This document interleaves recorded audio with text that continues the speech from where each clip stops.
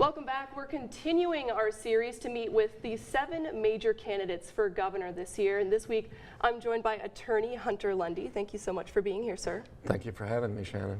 So, Mr. Lundy, I want to get to know you a little bit better. You're one of the more unknown political figures that are in this race right now. And given the early GOP endorsements of your opponent and other Republicans and Democrats being in this race, why did you want to get in as an independent? Well, I think that the partisan politics has gone too far. I think the divisiveness in the state has trickled down from the national government. And, you know, this past legislative session is clearly, you know, evident of that. And so, you know, my heart's with the people. I'm looking for a change. I'm looking for progress. I'm looking for somebody who thinks independent. I'm an independent thinker. I'm not obligated to any political party. And so I think change can happen through somebody like me. I think there's a lot of them in Louisiana, a lot of people that are sick and tired of the old cliche, sick and tired of being sick and tired. And so that's one of the reasons I'm an independent. And I left the party years ago, and I just decided that I'm not going to be part of the bickering and the biting and the calling names and the criticism that you see that's stalemating the state of Louisiana.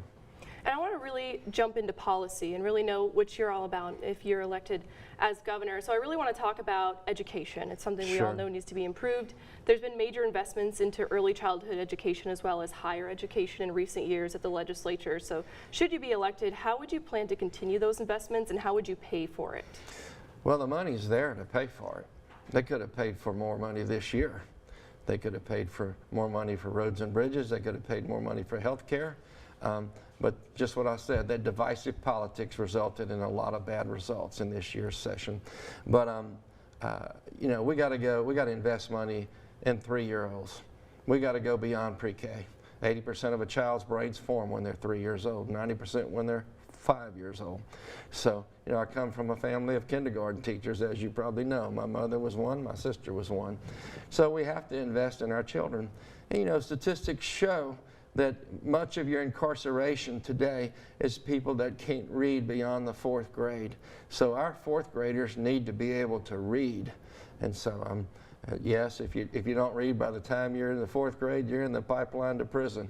So we want to, you know, they all match. Education, poverty, and crime. And so education is the key to reducing crime. It's the key to reducing poverty and to growing our state economically. So, you know, we're #1 in the nation in poverty, and so I hear all this whining about my kids are leaving school, leaving Louisiana. Well, mine aren't. Mine are in the state of Louisiana. I've got one that's a fire captain, one that's a ship captain, and one that's the community college teacher. And so they're here, and we're invested in this state, and I believe it can change. And so that education is the key, and so we get them while they're young, and they have to have you know, a great teacher and a great curriculum. That's the 2 key things that children need. And so we're going to reinstate civility in the classroom. The laws are on the books. We just got to enforce them. So that's education is important. And of course, I give Governor Foster credit. I think he's the governor that created the community colleges. So the community colleges are important. But you know, our children can get out of high school, and they can get out and they can have a certification in Google, they can have a certification with Microsoft, they can go do a job immediately and make a good living. If not, we have the community college system that's now partnering with industry throughout Louisiana. I mean, I just finished a conversation about what's going on in the river parishes, and that the community college down there is much like the community college in Southwest Louisiana that's partnered with the chemical industry and the refining industry and now the LNG industry. So they come out of there with an instrumentation degree, they come out with an operations agreement, they got a job waiting on them. But you know, we realize that 80% of the jobs in Louisiana do not require a college education. Are our universities important? Absolutely. So I think that's a key. And a little bit of the mindset. We've got to instill a work ethic in our young people again. You know, I admire you. You came from the state of Washington, and you're here as a broadcast journalist. and I'm sure they make you work long hours. So we need our children working and having that work ethic in them again, and so we can solve a lot of problems. So education, you know, poverty and crime, they're all linked. Education is the key. And so even our incarceration, we know statistically that if someone gets out of prison with a college degree, there's a 9% chance of returning. With an associate's degree, there's a 14% chance of returning. If you teach them a trade while they're in the system, they'll go find a job. So that's important. You know, when someone who's incarcerated can go back into the community, and we got to know 85% of our people that are incarcerated are going back into the community. And so if they go back with a job and a place to live, they'll never return. So education cuts across the board everywhere. Mm-hmm. And when we reduce crime, we change the perception of the rest of the country about Louisiana. And so we grow economically, and we're reducing poverty at the same time. Right, crime exactly is something that is a major issue in Louisiana, but also especially in this campaign season. It's something that all the candidates are talking about a lot. What are some specific policies that you would like to see changed or implemented should you be elected to tackle this issue? Well, you know, I've said it, and you've probably heard it in a radio commercial. We got to pay our teachers. When we promise them we're going to give them a pay raise, let's give them a pay raise. Let's don't give them a one-time bonus. We got to pay our policemen, and we got to pay our firemen. We got those people that protect us need to be paid, and they need to know that we appreciate them. And so right now we know that certain areas of the state are half employed with the number of law enforcement people that they need. So we got to get incentives. We got to get them back. We got to protect them. We got to educate them. We got to equip them, and then we put them on the streets. You know, 30 years ago, and you're too young to remember this, but I remember it. New York had a similar problem to what some of the cities in Louisiana have had, and they changed it. They put the policemen on the street, and they reduced the crime to where it became the tourist city again that New York was until COVID. It's got problems today because of COVID, but we can bring New Orleans back. We can emphasize all the other cities in Louisiana. We should be the #1 tourist state in the nation. We have the most natural resources in Louisiana, more than any other state. We have 32 ports. We have 5 of the largest deep water ports in the world right here. The river, the Calcasieu Ship Channel, they are Fouchon. We go down there. We can talk about all the ports, but I mean, they're important to our economy. And so our job, you know, if you look at the average pay on the Mississippi River, it's in the 70s to almost 80s. You look at on the Calcasieu Ship Channel, it's in the 90s. And I'm talking about all the industry and the LNG and the Port of Lake Charles, the same way on the river. You got the Port of Baton Rouge, the Port of New Orleans, you got the Port of South Louisiana, along with others. And they're generating a lot of income. And so, and then yet you see we have a $40-something thousand mean average of income in the state. That tells you we have poverty in areas.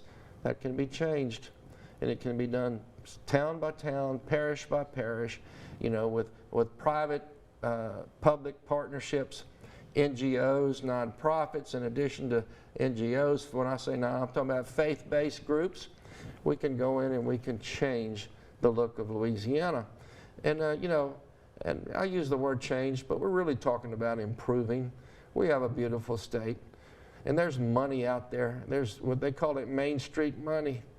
We can change. I've seen Ruston change. I've seen Natchitoches along the river. There's many beautiful cities in Louisiana. St. Francisville, you go to Franklin, Louisiana. We should be the #1 tourist attraction in the country. That's putting aside, you know, New Orleans, Baton Rouge, Lake Charles, Shreveport. Those are great cities, and those problems can be resolved. They can be improved, they can grow, and we're no longer talked about being at the bottom of the totem pole for anything. And I don't like comparing us to Mississippi or Alabama or anybody else.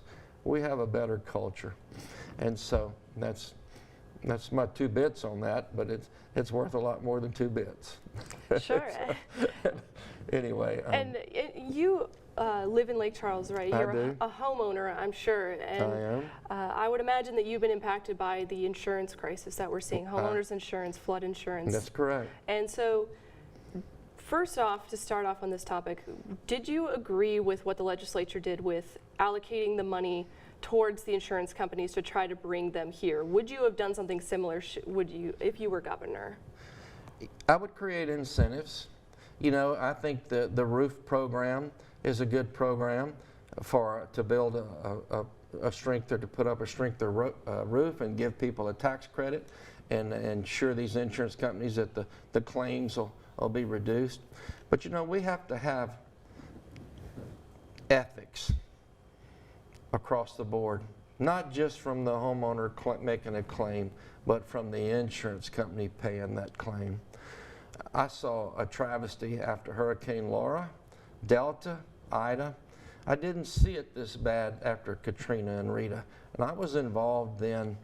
I helped people all over the state of Louisiana. I helped churches all over the state of Louisiana. After Laura, they weren't advancing any money, and they were sending adjusters out there that were not prepared, and so no money happened until a federal judge issued a case management order saying, we're going forward.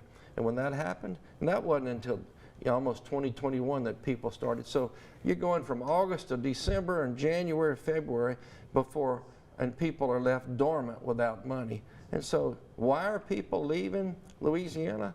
I mean, yes, we got storms, but we can rebuild expeditiously. And yes, the money's flowing now, but I'm going to go back to, you know, I'm a guy that stands for justice. We closed the American justice system down because of a public health figure who misled the world. And when you close the American justice system down and you don't have court, you don't have mediation, you don't have trials, you enabled, and what we did, we enabled CEOs for insurance companies to pay themselves enormous bonuses. It's public knowledge for the 2020 year. Why? Because they continued to collect premiums and they didn't pay claims. And so bonuses are based upon profits, and I'm a capitalist and I believe in that. But we cannot allow that kind of conduct in the future. And I know that one insurance company was sitting on $60 billion of cash reserves and they weren't advancing money. So it's got to be a collaborative effort between insurance, between homeowners. The insurance commissioner's got the new insurance commissioner will have a real challenge. And I'm willing to work with anybody. I'll work with the insurance commissioner. I'll work with the attorney general. I'll work with any elected official, any mayor, any DA. I won't be throwing grenades at them and criticize them and everything they'll do. I'll have my ideas and my team, and we'll do everything we can because we want to grow Louisiana. So we're going to attack insurance. We'll have a session that deals just with insurance. And so, yes, the incentives are important, but you know, you always hear about the homeowners committing fraud. Well, I'm telling you, there was some fraud being committed by adjusters under instructions from their insurance. And so that's got to be a quid pro quo thing. You want that under the law, you got to have this under the law.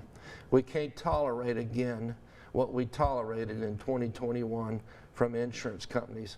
Now, I'm for them. I want them to do well. We need them. We want them in the state, and we'll give them incentives. But we've got to have truth. So I'm the guy that's a truth seeker. And I've been one for over 40-something years, and so that's what I'll do as governor.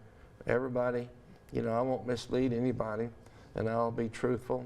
I think once people know that what I believe and what my heart is, and that I'm in this race not because of some political party, not because I want power, not because I want a job or any of those things, or because I need money. I'm in it because I love Louisiana and I love the people of Louisiana. And so we are, and I'm sure you're learning that pretty rapidly being down here from the state of Washington. We have the best culture. And I heard that Jay Dordan's show started airing again on Louisiana Public Broadcasting. I tell everybody that they get a chance to see that. That's an incredible. Where Louisiana Ain't Mississippi is the title of it. And it shows you who we are, gives a little bit of our history, what our culture is. So if we can improve, we're back at the top and not the bottom. And Mr. Lundy, you seem to be pretty plugged into the legislative session this last year, that you were really following it closely. So I want to talk about some of the social issues Sure. that really took a lot of the spotlight. And namely, there were 3 key bills that really focus on the LGBTQ community. And I want to know what your stance would be, first of all, on the ban on gender-affirming care for minors, the veto that was overturned by the legislature. Would you have supported a similar move? What, the ban on it? The ban on it, yes.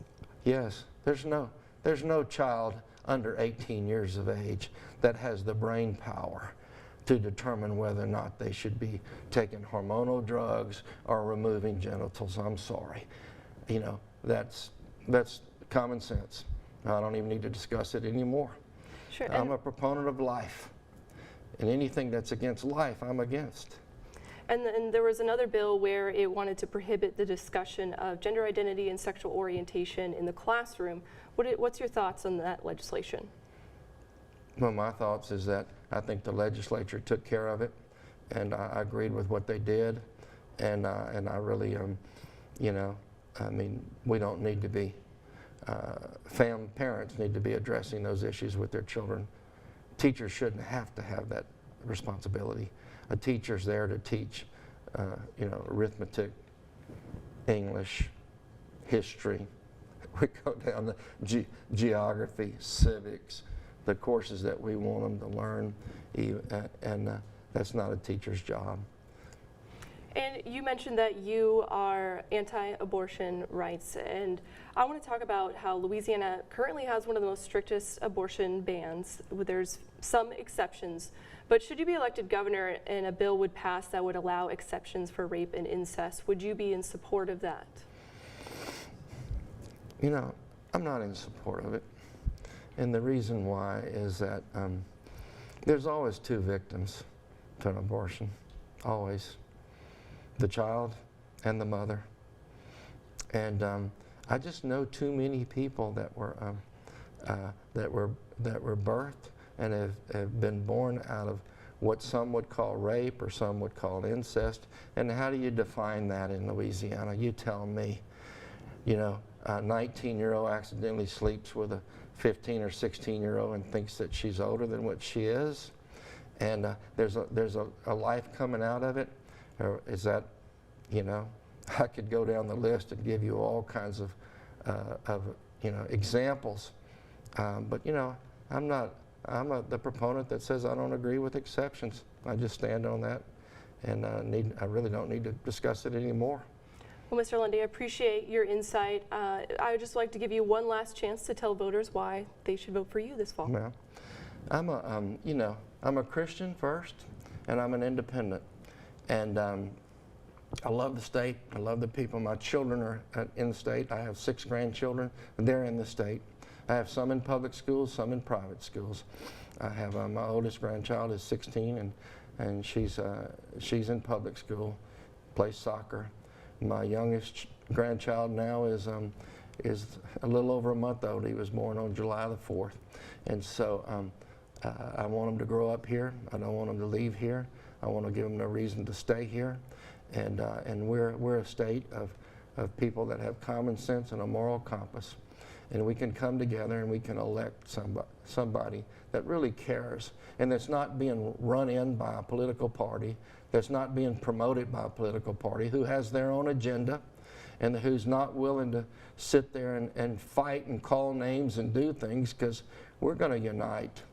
You know, you don't have you don't have growth until you're in unity, and so we're going to be in unity, and so we're no longer really a 2-party system. You know, Thomas Jefferson said it wouldn't last, and we're to the point now that it's really not lasting.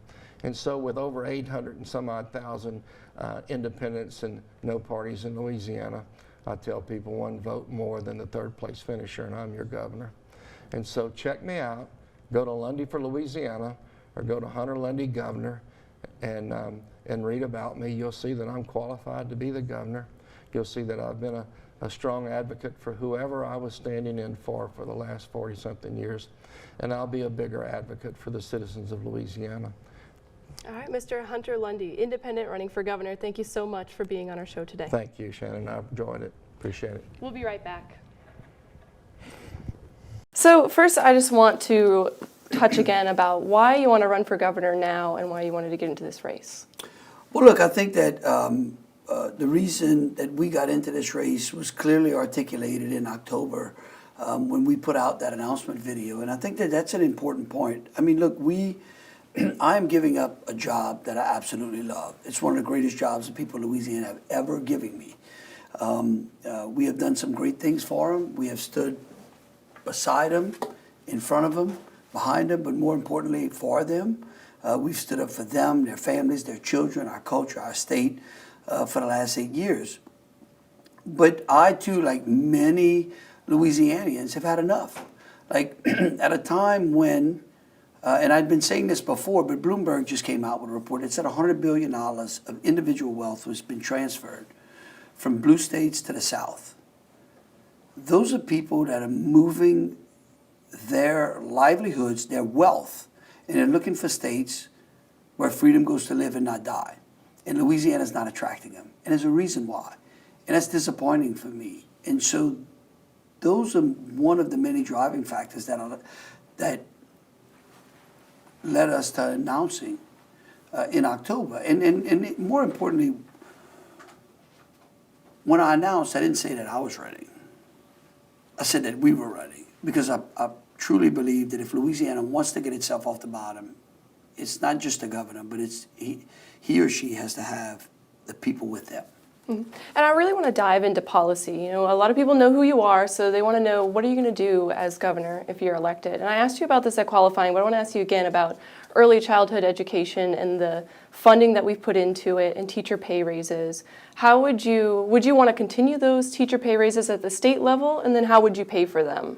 Well, look, I think that here's what's really important. Every time we have these gubernatorial elections, we have these very pointed, specific questions sent to candidates, under which, if we give one answer or another, then we pigeonhole into that. Look, as a business owner, I want flexibility. I can tell you this: I didn't go into the Attorney General's office 8 years ago promising or answering any of those kind of specifics as they dealt with the office, because I didn't know what I wanted to do. I didn't know what the particular answer was. I can tell you that certainly we may think that something's working right now, and then it doesn't. We may find out tomorrow it's not a good thing. We may find out that there's a better, more economical way to do it. And so I would tell you that everything is on the table for us to look at. And I think that we also, when it comes to education, it's important that we don't parcel the discussion of education. And that's what we've done. We said, oh, we got to focus on early childhood. Oh, we got to focus on K through 12. Oh, don't cut higher ed. How about we have a discussion from early childhood all the way through the educational opportunity of a young person, right? So that all educations lead to vocations. And so that's what I would say. I would say that we are going to look at it in a holistic approach. Because here's another thing. I'll tell you this. I just saw another recent article. This is on the higher ed side. That said that the number of degrees that young men and women are coming out of college are, a larger percentage of them, that those degrees do not allow them to then get a job to service the debt that is piled on them at the university. Well, that's a problem. We should be looking at that. And maybe we're moving too many people towards college when maybe they're not prepared to go or really want to go. And then what are we doing in the high schools to create skills and opportunities so that they can actually get great jobs? Because there are a lot of good paying jobs right now. And are we doing our best to focus on those things? And those are not, and here's another thing too, I don't think that government programs, what I've seen, the biggest problem with government programs is they're a one size fits all. Well, what's needed in a high school in Baton Rouge may not be the same thing that's needed in a high school in Monroe. So when it comes to the teacher pay raises, it's something that you don't necessarily want to promise, but it's not off the table. Is that correct? Well, here's the deal. Here's what I'm trying. Again, let me give you the same answer I gave you back then. Like, my mom was a school teacher. She taught in the public school system.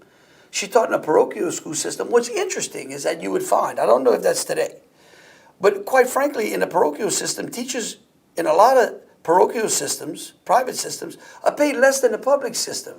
And yet the private system seems to turn out a better educated child in the public system. So should the focus be on teacher pay? I'm not saying teachers don't deserve pay. They should be compensated adequately. But think about this broad brush question you're asking me.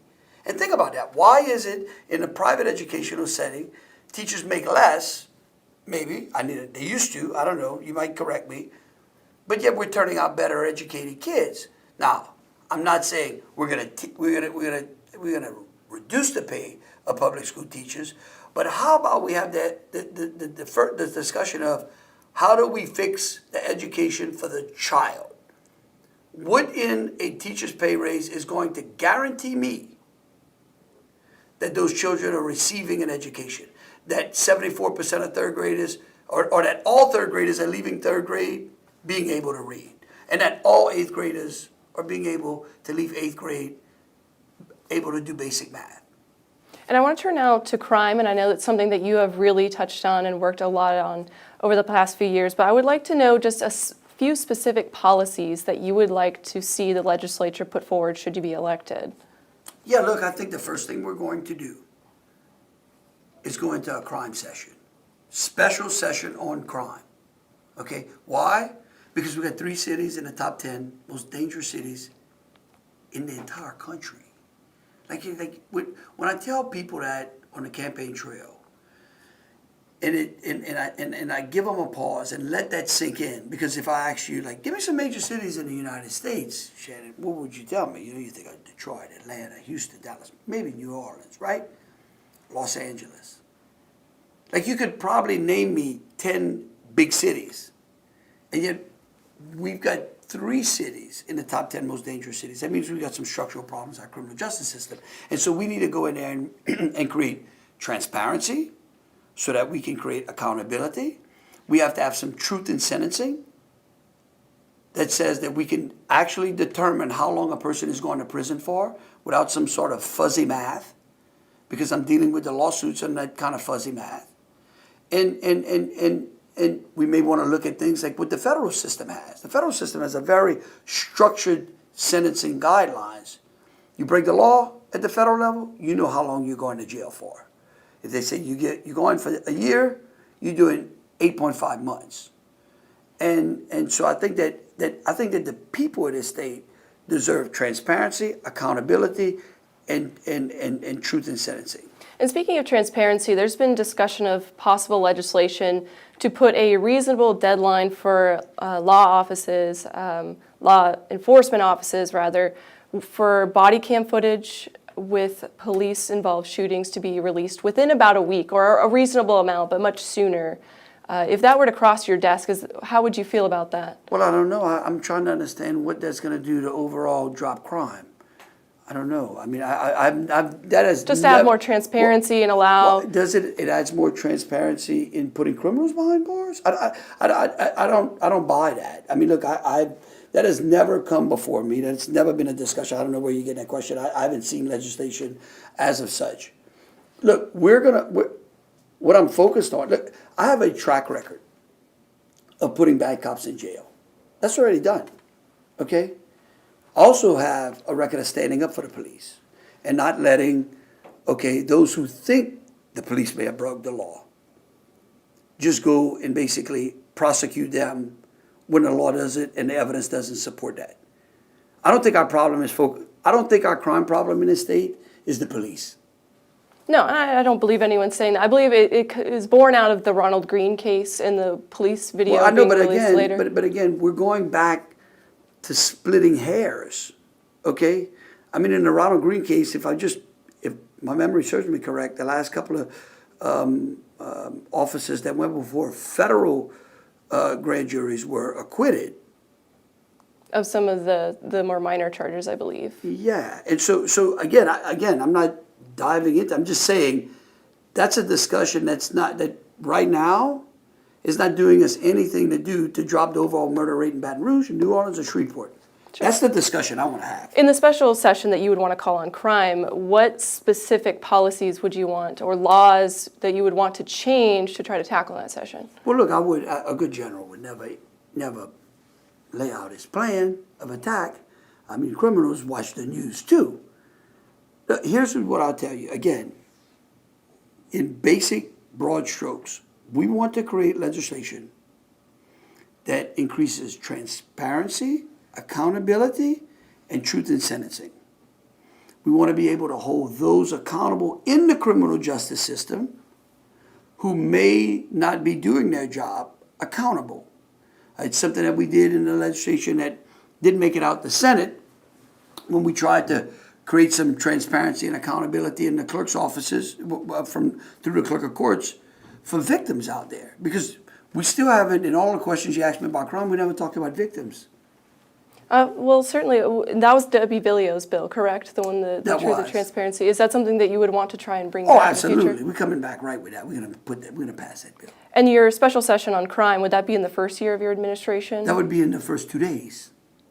Okay. Well, I look forward. Hopefully, that's what I mean. It would be very close to after being sworn in, like immediately. That's where we're going.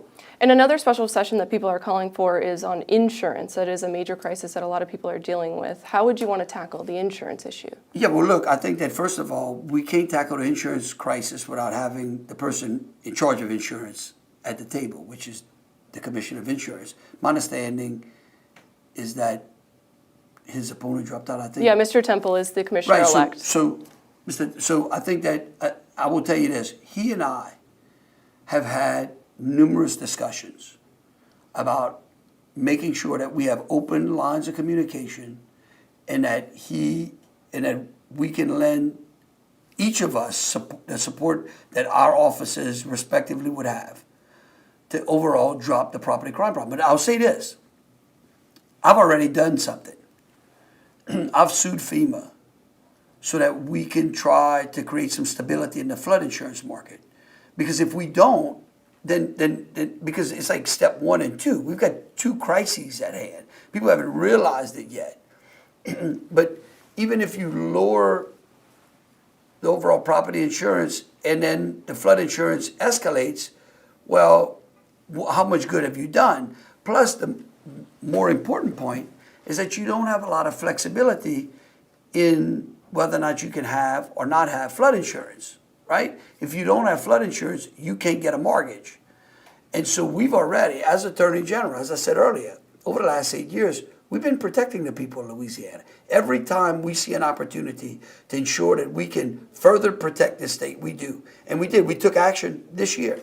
And what's the status of that case? Have you worked with FEMA at all for more transparency about the risk rating 2.0? No, we sued him. You sued him, right. Well, what kind of answers came from that? Well, we're in the courts right now. In fact, we were supposed to have a hearing on an injunction that got delayed, and we're trying to get that hearing reset. So what we're going for is an injunction that says, before we have any discussions with y'all, we want you to stop. We want to pause. We want the status quo right now for our citizens in this state so they don't have to worry. Mm-hmm. And I want to talk to you about some of the social issues that really took a lot of focus of this last legislative session, especially the ones around the LGBTQ community in the state. My understanding is that you were in support of overturning the governor's veto of the ban on gender-affirming care for minors. Is that correct, sir? Oh, absolutely. Absolutely.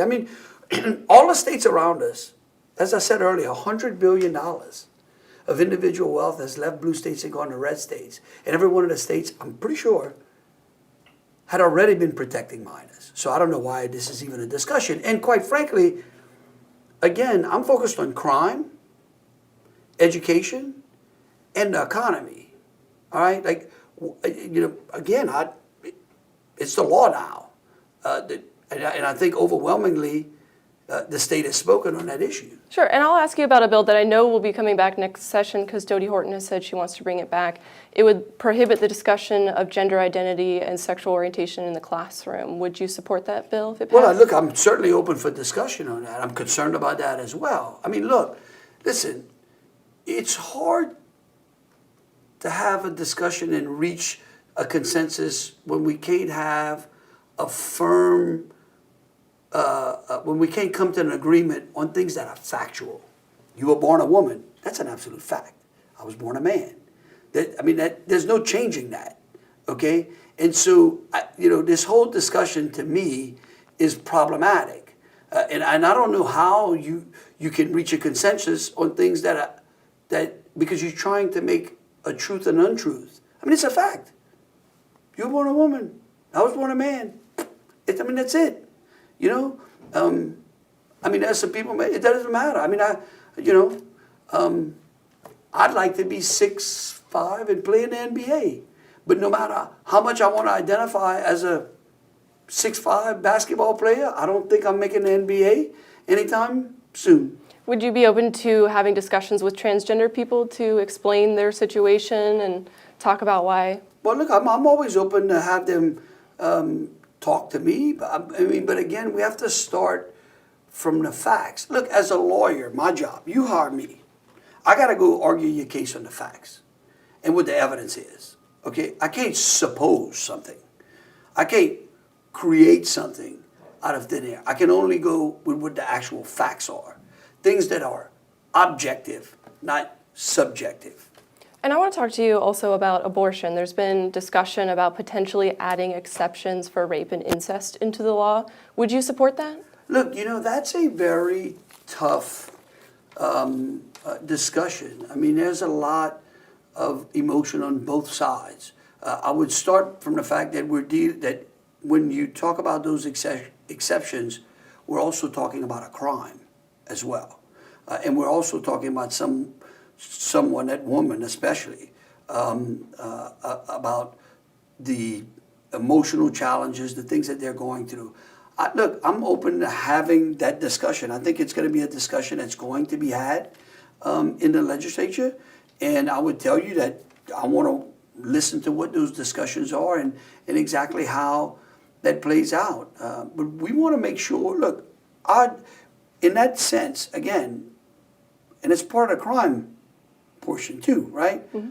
We want to create a criminal system that dissuades people from engaging in that type of conduct. The more we reduce that type of conduct, the more that doesn't become an issue. Sure. And in regards to abortion, with the abortion ban that's currently in place in law, there have been some cases where doctors have been hesitant to perform the life-saving care to save the mother due to the fear of the liability they have of the potential jail time. What's kind of your response to that fear that some doctors may have? They evidently haven't they have not read the letter that we put out way at the very beginning. And I would tell you that doctors that are doing that are more likely to be exposing themselves to severe malpractice. The law in Louisiana is extremely clear, okay? What it really does, what the law, it gives that doctor the ability to address the health care of the mother. And really, as long as they're not terminating or aborting a healthy pregnancy that's unwanted, then the law gives them plenty of latitude to address emergency situations. So doctors that are saying, I keep hearing doctors are saying that, but I can't find a doctor to come to my office and let us go through the law. We have worked with the board of medical examiners to clearly help to dispel those things, and so I don't believe it. I haven't seen that. And there's been discussion about potentially clarifying the viability list, the list of conditions that the fetus could have that would allow for an abortion. There's still a lot of things that aren't involved. Well, but again, we haven't. Well, again, I mean, look, I think the laws that we have are great. Okay, look, my mother was an unbelievable pro-life activist. She believed in the sanctity of life. And I think that Louisiana has led on that time and time again. And the great thing about Louisiana is we also show that we're compassionate as well. And so at a time when Roe has been overturned, I think our focus should go back to the woman, right? And who may find themselves in a very uncomfortable position. And how do we grant them support? How do we help, again, allowing healthy pregnancies and those babies to find a great place in life? And so that's the discussion I want to have. And also a discussion that's been dubbed as a pro-life discussion is around the death penalty. First, what are your thoughts on the death penalty? Well, I don't believe that the death penalty is a pro-life issue, because everyone on death row has taken a life or more other lives. So I don't believe that those two. I know people like to put them together, but the person who's on death row has taken a bunch of lives. Sure. But I want to talk to you about how the clemency hearings that's currently going on with Governor John Bel Yeah, Edwards. I think that is ridiculous. Let me tell you, there are families out there who have gone through not one, but 2 trials. So for a person to get the death penalty, they first have to be convicted by unanimous jury. And then the Senate, you go through the sentencing phase, which is, are you going to grant them the capital punishment, which is another round of voting. Then those families go through appeals processes. They have to relive all of those tragedies. And the state has promised them justice. That's a contractual obligation. Right now, the state has promised families around Louisiana their justice that they signed up for, by the way. They participated in because that's what they wanted. When we don't administer that justice, we erode the system. And so the state has also not performed a lethal injection in over 10 years. Would you be open to the law changing to allow other options to avoid those court challenges with lethal injection? Well, we have litigated all of those issues as Attorney General. It is open right now. I sent a letter to the governor. You go look it up. The only thing that is standing in the way of those executions is the governor. That's it. I mean, there's nothing, we don't have to worry about that. I mean, we look, Texas is doing it, Arkansas is doing it, Mississippi is doing it. And when I say they're doing it, you know what they're doing? They're administering the justice and granting the people, the victims out there, the justice that has been promised to them. So am I safe to assume that should you become the governor that you would give the green light for these injections to take place? Absolutely. 100%. All right, sir. Well, I want to change gears a little bit over to energy production because Louisiana is a major oil and gas industry, but there's been a lot of moves to add more green energy, such as offshore wind and solar. Would you be in support of continuing that diversification? Well, look, I've always been an all of the above, but I'm not an all of the above if it doesn't make sense. What concerns me the most is that we continue to go down a path of trying to offload our energy needs on unreliable sources of energy. That's a big problem. We've seen what happens when we do that already in a very smaller scale. The more we do that, the more we not only risk our current standard of living, but we actually decline our current standard of living. And I'll say this too. The oil and gas industry, the great people that have worked in it, from upstream to midstream to downstream, have lifted more people out of poverty than any other industry in the world, globally. I don't think that some of those others can say that. In fact, if you find some, you let them know because I want to debate them. There is no industry that has lifted more people out of poverty than the oil and gas and the traditional forms of energy. But again, we are open. We're open. I think we can have a discussion, but what I want to make sure is that the people of this state, as governor, I want to make sure that the people of this state, that when they need the heat, they can get it. When they need the air conditioning, they can get it. When you need your light, it comes on. That's the thing that concerns me the most, is what is the reliability of the energy that we need here. Which production methods are most unreliable to you? Well, I mean, how about we talk about the ones that are the most reliable? Oh, I would guess you'd say oil and gas. Well, actually, I ventured. I think the most reliable form of energy out there, we actually have in this state and have had for quite a long time, is nuclear power. It has the smallest input for the greatest output with the smallest footprint. And then as you go to natural gas, probably comes in right after that, and then oil, and then so forth. But when you look at that, I mean, there's no doubt. Louisiana's been a leader in that. And I mean, I think we've got 2, maybe 3 nuclear plants along the river.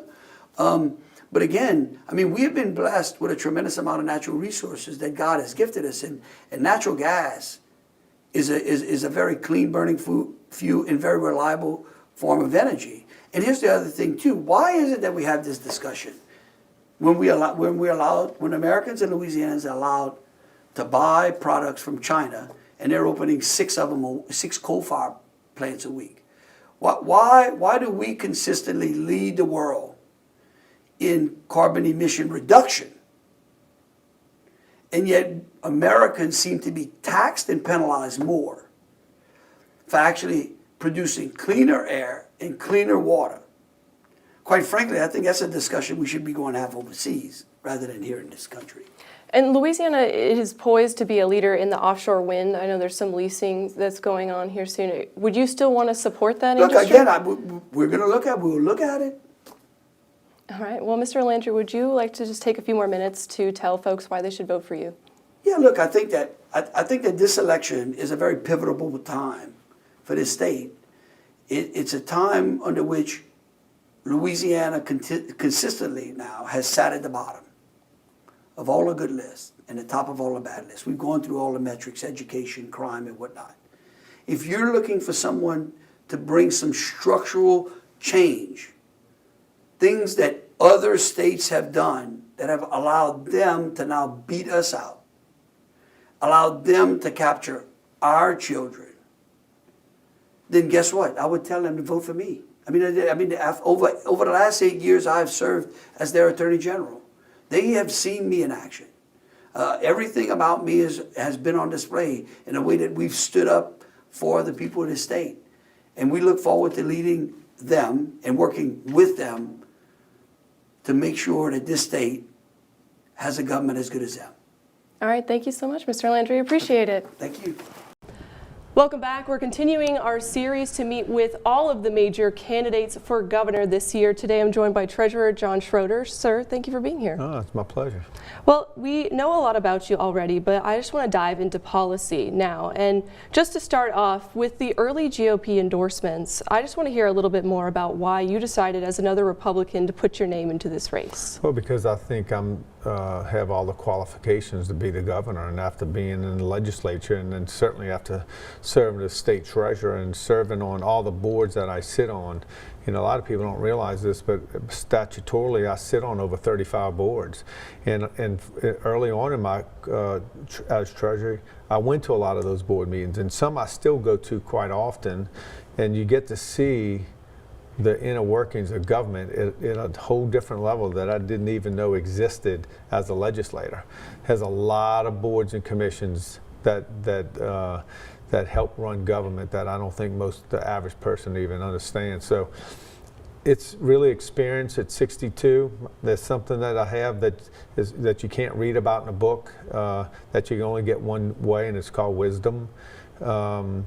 I think what the building lacks, and when I say the building, I mean the Capitol. What it lacks, in my opinion, is somebody who's able to put all politics aside and concentrate on the policy issues that we need so badly in this state, and then go to work and then work with the legislature, because it can't be their idea or my idea. It has to be our idea, and it has to be something that we work on together. And that's what I did as a legislator. You know, the fiscal hawks that the media sort of coined us, that didn't start off anything to do with the budget. That had more to do with having 63 freshmen in the legislature and me being a leader saying, man, we got a lot to learn. So that we need to take the time, learn the processes, whether it was education, insurance, you pick it. And that's how it started out. And when I first got to the legislature in 2008, it was about 50-50. It was majority Democrat. We had a few independents, but you know, we had to work together. And but it's the process that takes time. But I think the governor needs to have a much bigger working relationship with the legislature, because you're just not going to fix it if you don't. Mm-hmm. And I've asked you about this before, about education and funding early childhood education, and I'm sure you've seen the change to investing more into that in recent years. Yes. So should you be elected, how do you plan to continue to pay for this? Because I know you're in support of letting the 0.45 roll off, correct? Yes. Yeah, look, the legislature and the governor is going to have to make priorities. You know, I see all the spending, and it's given me a bird's eye view being state treasurer, managing all the money. I'm the bank for the state, but you see where all the money's spent. And, you know, I certainly have my opinions on where we should and where we shouldn't, but I don't have a vote. The governor has a big vote on where money. So you never have enough money, you know. And I want to be very clear about this. Louisiana is a poor state with 4.6 million people, 2 million on Medicaid, almost 900,000 on Medicare. It's over 60% of our population is on some type of federal insurance already. So statistically, we don't rank good at all. We're number 1 per capita for federal money that we take in. We're number 2 for poverty. You know, so these are all things that aren't going to go away overnight. But where does it affect us the most? In education. You know, so we have poor kids, unhealthy kids coming from uneducated families. I've often described the education world in 2 pots. You have the pot that everybody's in right now, and then you have the pot of young kids, children, you know, 1, 2, 3, getting ready to go into that system. And that's where we have to improve. You know, we have to, this is a generational fix. But we have to somehow figure out, and my wife and I talk about this a lot. She's a retired teacher and administrator. I get it. Poor, unhealthy, uneducated kids coming from those type of families, but that doesn't mean we shouldn't make a run at educating them. And if we're going to fix the state, we have to figure that out. So we have to invest in it, and you're going to have to make it a priority. If it's a priority, invest in it. And I say the same thing about law enforcement. If crime is the number 1 issue, in which everybody talks about now, then let's make it a priority, and we're going to have to invest in it. You're going to have to not do some of these other things you're doing, and make it a priority. If early childhood's a priority, and it is to me, because if we're going to, every ill will we face in this state comes from a lack of a first-class public school system. That will be a focus, and we're just going to have to go find the money and not spend it in some places where it's being spent now. And speaking of crime, you know, we're hearing this a lot this election season, Right. that everyone wants to say it's bad and we have to do something. But I want to hear about some specific policies that you would want to try to enact should you be elected. Right. Well, first of all, look, the governor's not the mayor of the cities and isn't the president of any of the councils, okay? But this is really, look, my first professional career was in law enforcement. And my retina hemorrhage was about 28 or so. I don't remember as I get older now, but in my late 20s, my retina hemorrhaged, and I moved on after, you know, I'm partially blind in my right eye, and I moved on to in the business career. But my degree's in criminal justice. I fought crime at a high level, and it's really about relationships and partnerships, because you can't do anything by yourself. I worked on big federal drug task forces in Kentucky and Tennessee, both with local counties, the Postal Service, the DEA, Sheriff's Office, chiefs, everybody. It takes that kind of effort. It's like playing a football game. You know, LSU's not going to do any good, or Southern's not going to do any good. The quarterback won't be worth the flip if he doesn't have 5, 6 linemen and a good tight end blocking. Law enforcement works the same way. But you have to have laws that support. You have to have a community that supports, and we have to do that. We have to invest. We have to educate. You have to have proper training, but I also believe you have to have accountability. You know, and not only just in law enforcement, but across the board in government in general. We have to have better accountability, because we should take prompt action when something goes wrong, because things are going to go wrong. It's not a good business. It's a tough thing to have to go do every day, and I did that. So I think from the governor's perspective, I mean, obviously the state police falls under the command of the governor, and so does the National Guard.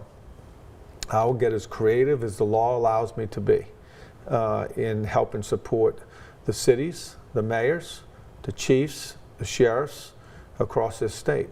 But we're going to start with the state police, and we're going to have the best troop in America, and we're going to invest in them, and then we're going to educate, train, and then we're going to hold them accountable. And the administrative team is going to be held accountable because I'm going to do that personally. You know, back in the day, I worked on these drug task force teams. I'd like to see more of that. I think we can do some things tactically and use the state police to work as partnerships. But the state police cannot go in and police all these towns. But we need to be a good partner. We need to lend support, lend our assets. But you know what? At the end of the day, it's going to take an investment. And the legislature is going to have to decide if this truly is a priority, just like early childhood. Then you're going to have to invest in equipment. But equipment goes out of date quickly, and it's something that you have to maintain. Our laws need to be aligned. We have to keep violent criminals off the streets.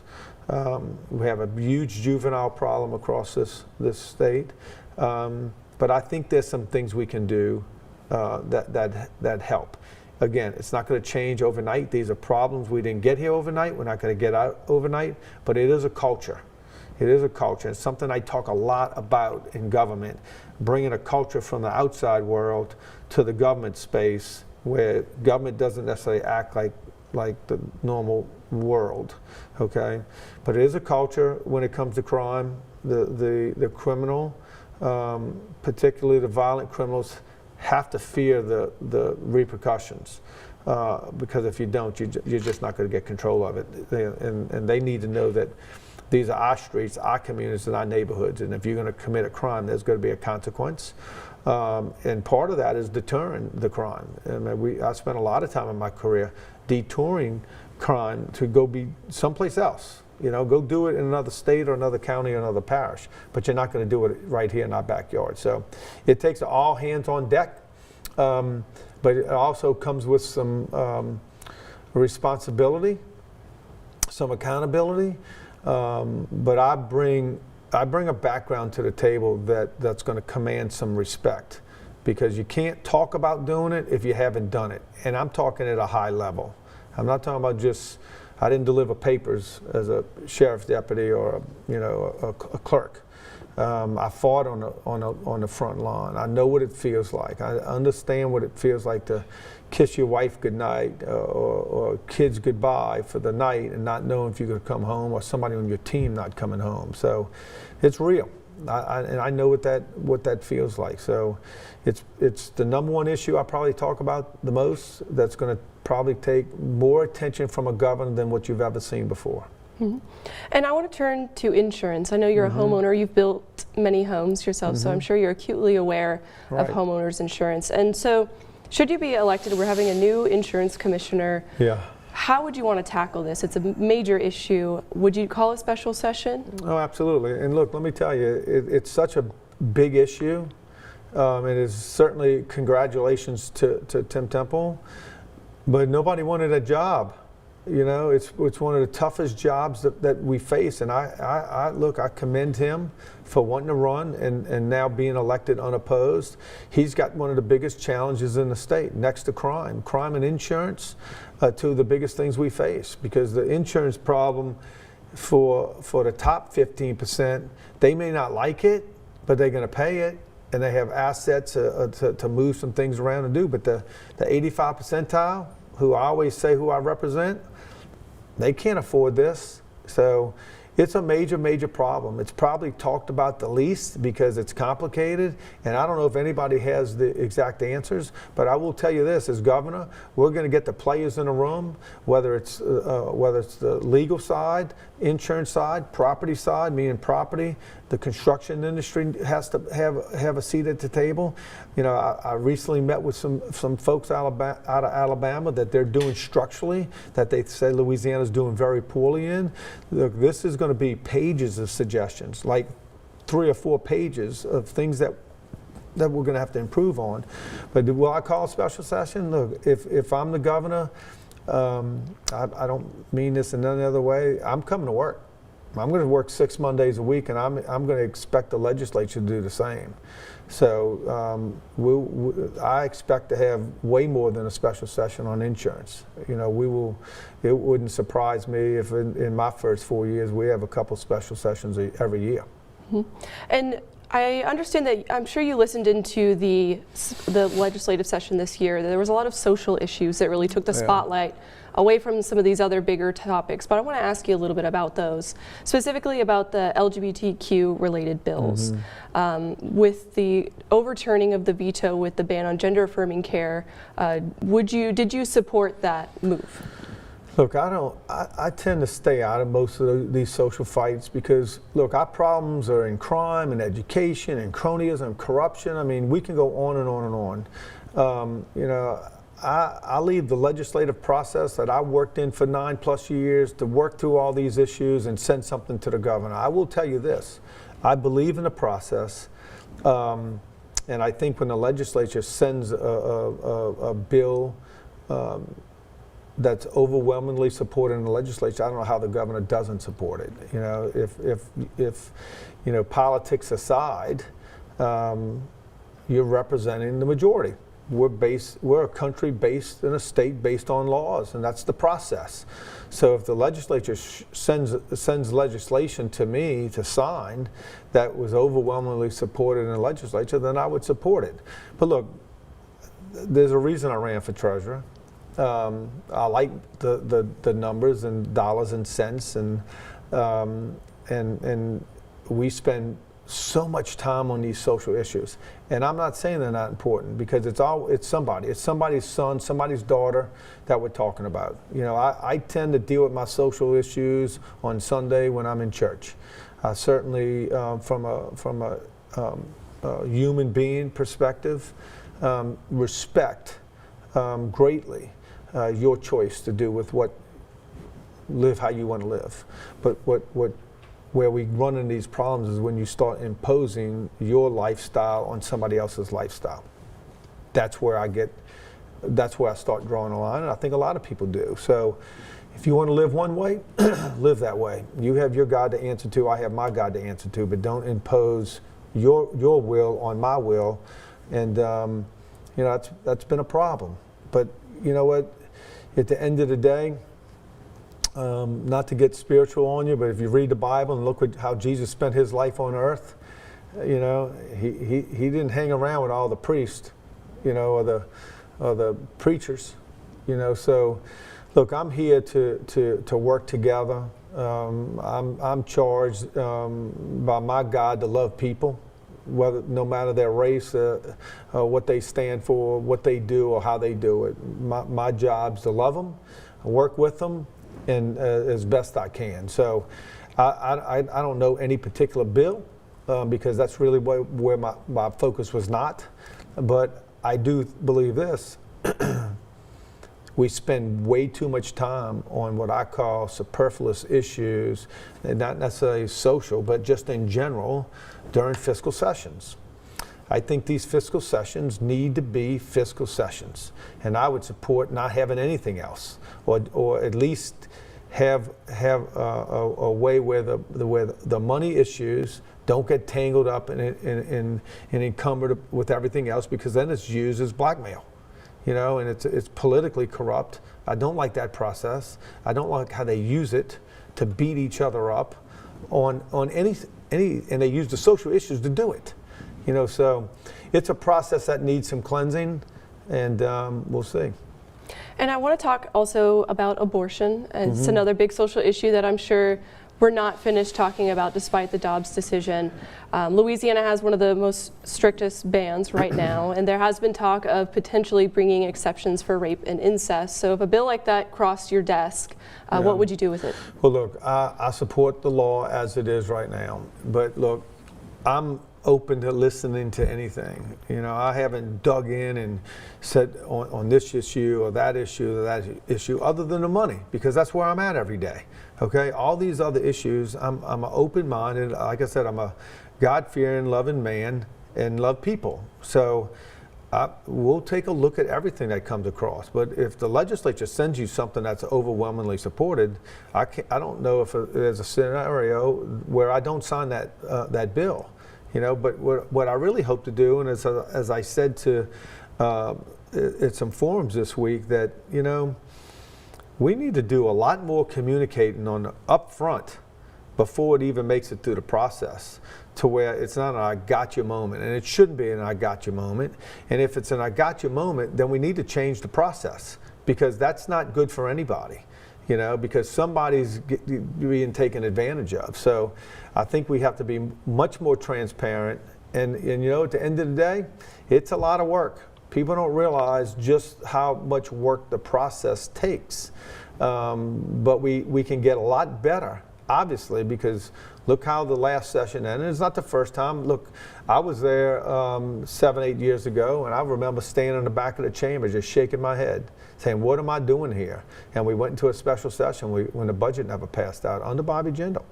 You know, so, but let me tell you something too. I don't necessarily always think that disagreement's a bad thing. You know, it brings things to attention. It's how you handle it, you know, more than anything. And it's you and I can disagree, but you know what? At the end of the day, I'm going to love you, I'm going to respect you, and we're moving on. But we don't have enough of that. This thing gets really, really personal. We need to take that out, you know, because this shouldn't be personal. This is about business, right? It's somebody's business, and I don't mean necessarily business. I mean, but it's your personal business. Everything that's happening has effect on somebody one way, shape, or form. But man, we have lost the trait, or I lose the term, but we don't know how to have a common conversation and disagreement anymore. You're either wrong or right, and there's no in between. You know, when you live 62 years, you find out, you know, there's more than one opinion in the world, and it's not mine. I mean, and if you're going to be successful in life, you need to listen to people, and you need to listen to people you don't agree with more than anything if you're going to make some progress. Well, Mr. Schroeder, just to wrap up, you just want to give a few more points about why people should vote for you. Well, look, I think this state needs a CEO. I have almost 9 years in law enforcement, military and law enforcement experience, 30 plus years in business.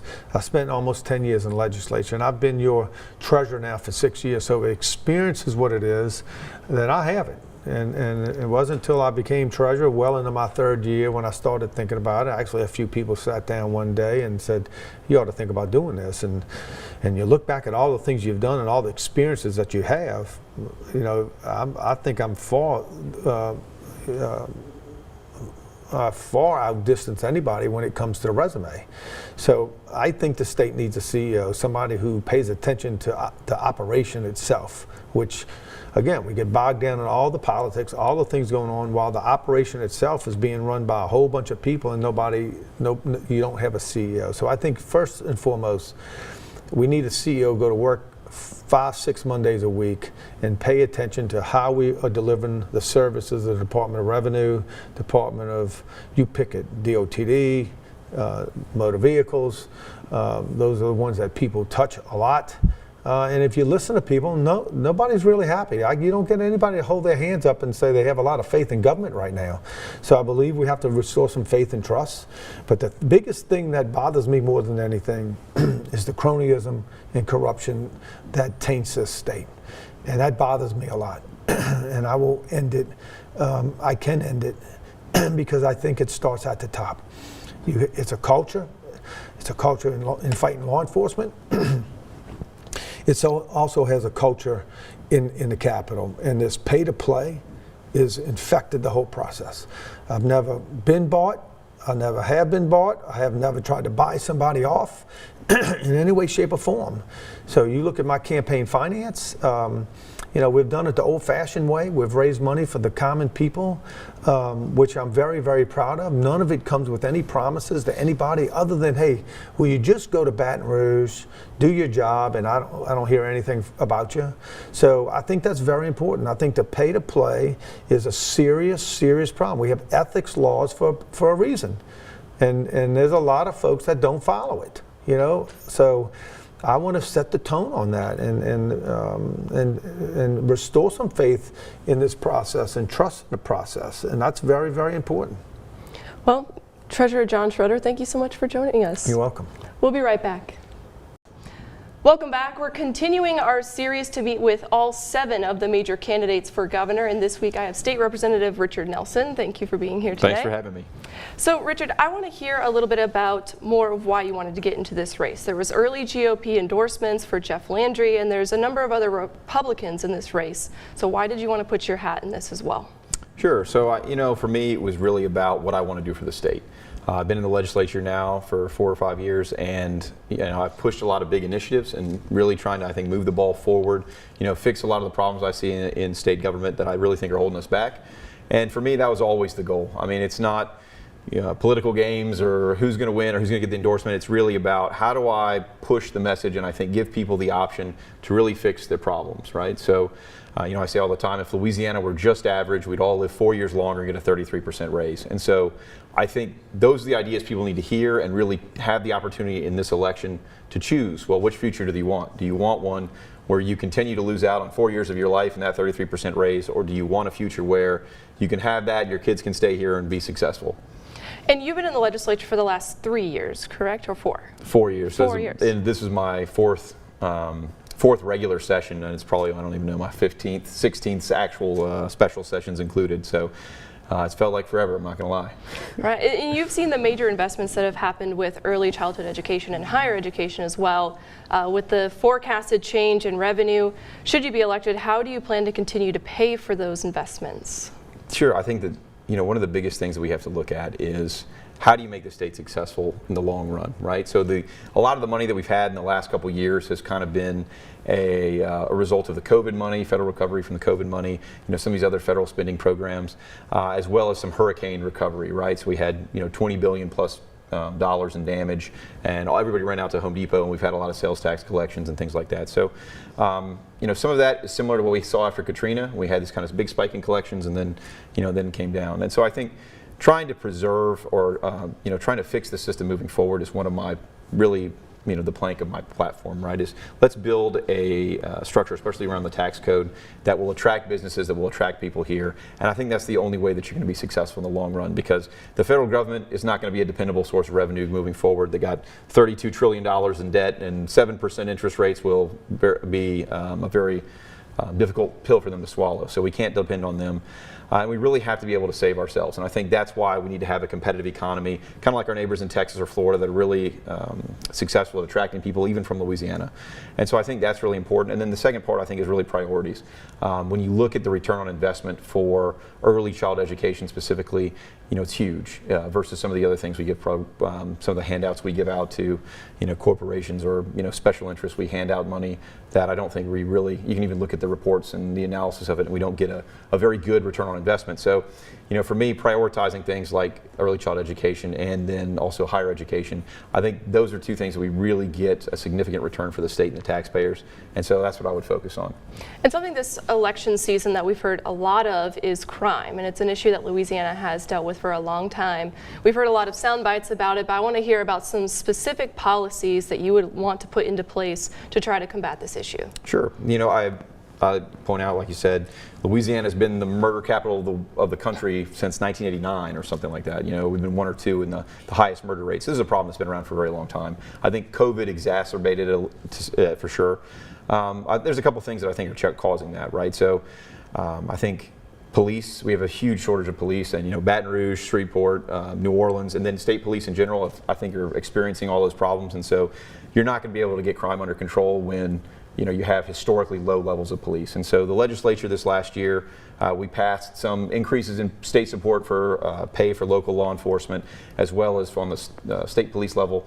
I think I would continue to invest and raise that state police pay so we can attract more qualified candidates, and then use some of those state police resources to augment the areas where they're really seeing those crime spikes. And I think that that's something that you can do on a state level as governor. I think, though, you really have to look at the broader picture, too. I brought a bill 2 years ago to really focus on recidivism. About half of our prisoners that are held in local jails, which is about half of the whole population, end up coming back. So we let them, out and then they go and reoffend. And I think you got to close that revolving door. And the way you do that is by focusing on getting people the work skills that they need in order to get out. So they come out and they can read, they have a GED, they have some kind of technical certificate or work skills, so they can go get a job. And I think that is a really important piece that Louisiana has kind of dropped the ball on. We focused a lot on letting people out of jail and not necessarily keeping them out of jail. And so I think we need to focus on that if we want to fix the crime problem, in the longer run, as well as fixing the underlying causes. So I've done a lot on education in the legislature. Lack of quality education, lack of economic opportunity. Those are really the big drivers in crime. That's why Louisiana has always seen relatively high levels of crime, is because we have a struggling education system, as well as a lack of economic opportunity. There's not a lot of jobs, not a lot of good paying jobs. And so fixing those two problems is the only way that you're really going to stop it in the long run, as well as some of these more short-term issues that you can change.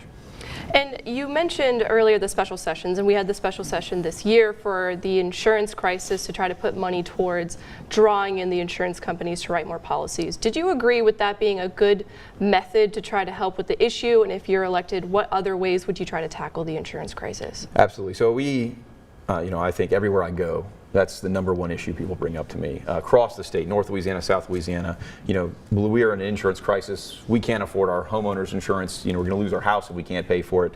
It's a huge, huge issue. I think the special session that we did this year was at best a stopgap measure. It was something, modeled off of what we did after Katrina to try and, sweeten the pot a little bit for some more insurers to come back. It really didn't fix the structural problems in Louisiana's insurance market, though. You created a relatively small incentive for some companies maybe to locate here or to come back and offer policies. But that's not the long-term solution.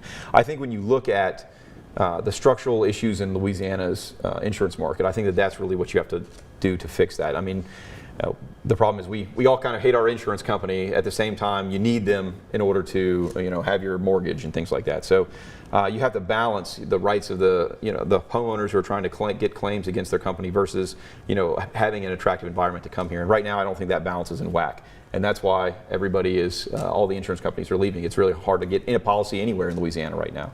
And some of those things that are different, you can look at a state like Mississippi, which is right next door to us. They have a much more competitive insurance market. My brother lives in Biloxi, and similar value of house and everything else, and even a similar location to the coast for me in Mandeville, and my policy is I think 50% more than his. So you look at a state like Mississippi, who doesn't have the challenges, similar I think risks from hurricanes and all this other stuff. Some of the things you have to look at is some of the rules we have over insurers coming and going, and barriers we put to coming into the state, barriers we put to leaving the state that I think encourages insurance companies to leave. And then also bad faith damages. I mean, basically anytime somebody doesn't get paid, they say, hey, this was bad faith on the behalf of the insurance company. And so that opens them up to about a 50% increase in damages, another 33% or so in attorney's fees, and that doesn't happen in Mississippi. And I think that's why you see a more functioning market there in Mississippi, and one in Louisiana that's really missing out. So I think when you look at those problems, you can fix those legislatively. There's a few other regulatory tweaks that we can make as the new insurance commissioner comes in that I think would make it more attractive, and that will get people's policies down over a period of years. And also this last legislative session, there was a lot of social issues that took the spotlight from a lot of these insurance and other things that could have been discussed. I want to talk about your take on some of these, especially the three main bills, starting with the ban on gender-affirming care for minors. Where was kind of your stance on that, and the veto override as well? Sure. So, on these big culture war social issues, I generally think they're a waste of time. I mean, it really doesn't teach a kid to read, doesn't pave a road, doesn't give anybody affordable insurance, and it really sucked a lot of air out of our legislative session.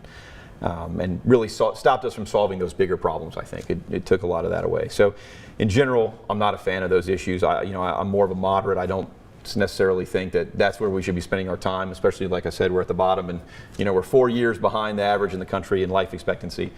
And so on the gender affirming care, I voted in favor of that. I think that, or that the gender affirming care ban, I think that when you look at some of the research around the country and around the world, I think that was something that, that's a bill I was comfortable supporting, and I overrid the veto as well. The other two bills that were more of, I guess, the don't say gay bill or pronoun bills or something like that, I think that I voted against them, and I voted against the veto override as well, just because I don't really think that, opening more teachers and schools to lawsuits over these kind of things is really the way to go to solve any of the problems that were articulated as the justification for those bills. But in general, I would just say, the culture wars are to some extent a waste of time, and we should really focus on these things that are really driving people out of the state, making their homes unaffordable, making their, the premium you get for moving out of the state and getting a new job, making that, so attractive to people that they're leaving. Those are the issues we should be focused on. I think if we did that, Louisiana would be a lot further along than where we are now. And another issue that's on a lot of voters' minds still, Louisiana has one of the most strictest abortion bans currently in the country. Should you be elected and a bill come across your desk that allows exceptions for rape and incest, would you be in support of that? So I was one of 4 Republicans that voted in favor of the rape and incest exception last year, not in 2023 and 2022. So, I mean, that was even before the governor came out in favor of that. So I would definitely support that. I think that is by far the most reasonable position. I think that's supported by most people in Louisiana, and I honestly I couldn't not support that, and so that's why I supported in the legislature, and I would continue to do it as governor. And would you identify yourself as pro-life as well? Yes, I would say I'm pro-life. I think as far as the the general concept, but I think that the abortion exception for rape and incest, I think, is just very needs to be there. Well, Richard, I appreciate your insight. I would like to give you a chance to tell voters one more time about why they should choose you.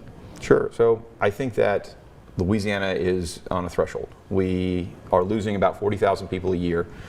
We have significant challenges, and many of these have been around for 100 years. I go back to Huey Long, the governor in the 20s and 30s, as really setting up this system that is very centralized in Baton Rouge. Everybody pays their tax money, it all comes to the Capitol, and the Capitol and the governor are the ones that decide where it goes, whether you want to get your school paid for or a new bridge or a new road.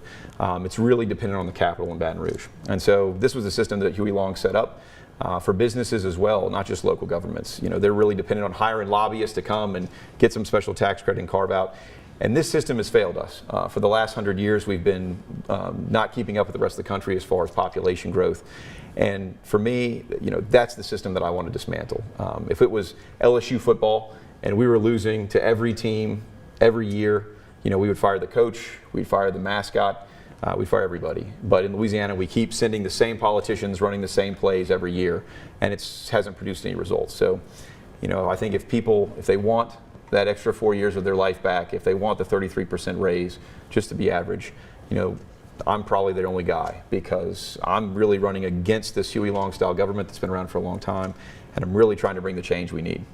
All right, well, Richard Nelson, Republican running for governor, thank you so much for being here. Yeah, thank you. We'll be right back.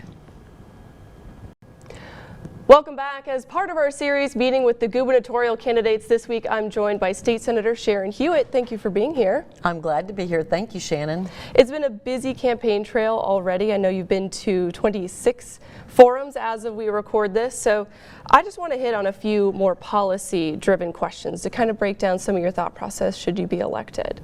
So just off the bat, given the GOP endorsements early on and multiple Republican candidates, I just want to hear about why you also wanted to throw your name into this race. Well, I think I'm the best qualified candidate to run. What I bring to the table is an executive leadership experience from my work in the oil and gas industry, one of the most important industries in our state. And I was negotiating deals with major companies that would translate directly to a job in state government where you're bringing in economic development, right? I've managed the budget, right, on a company-wide basis. Well, that plays very well into managing the state's budget.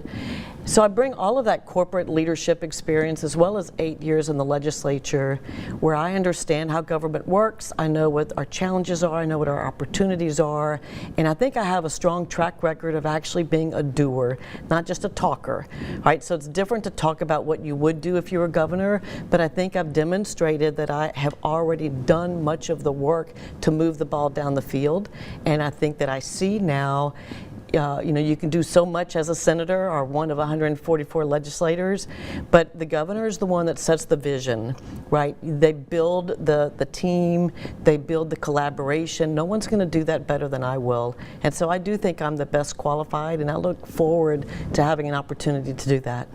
And you talked about the budget, and the state legislature has really focused on early childhood education, higher education, really just focusing on our kids and their learning environment. And there's been major investments in recent years. We're still figuring out how the change in tax revenue is going to be in the out years. But how would you plan to continue these major investments that we very much need for our children? Well, when you have a $44 billion budget, $400 million here or there ends up being actually a very small number. That's 1% of the budget. It's almost round off error for some of our agencies.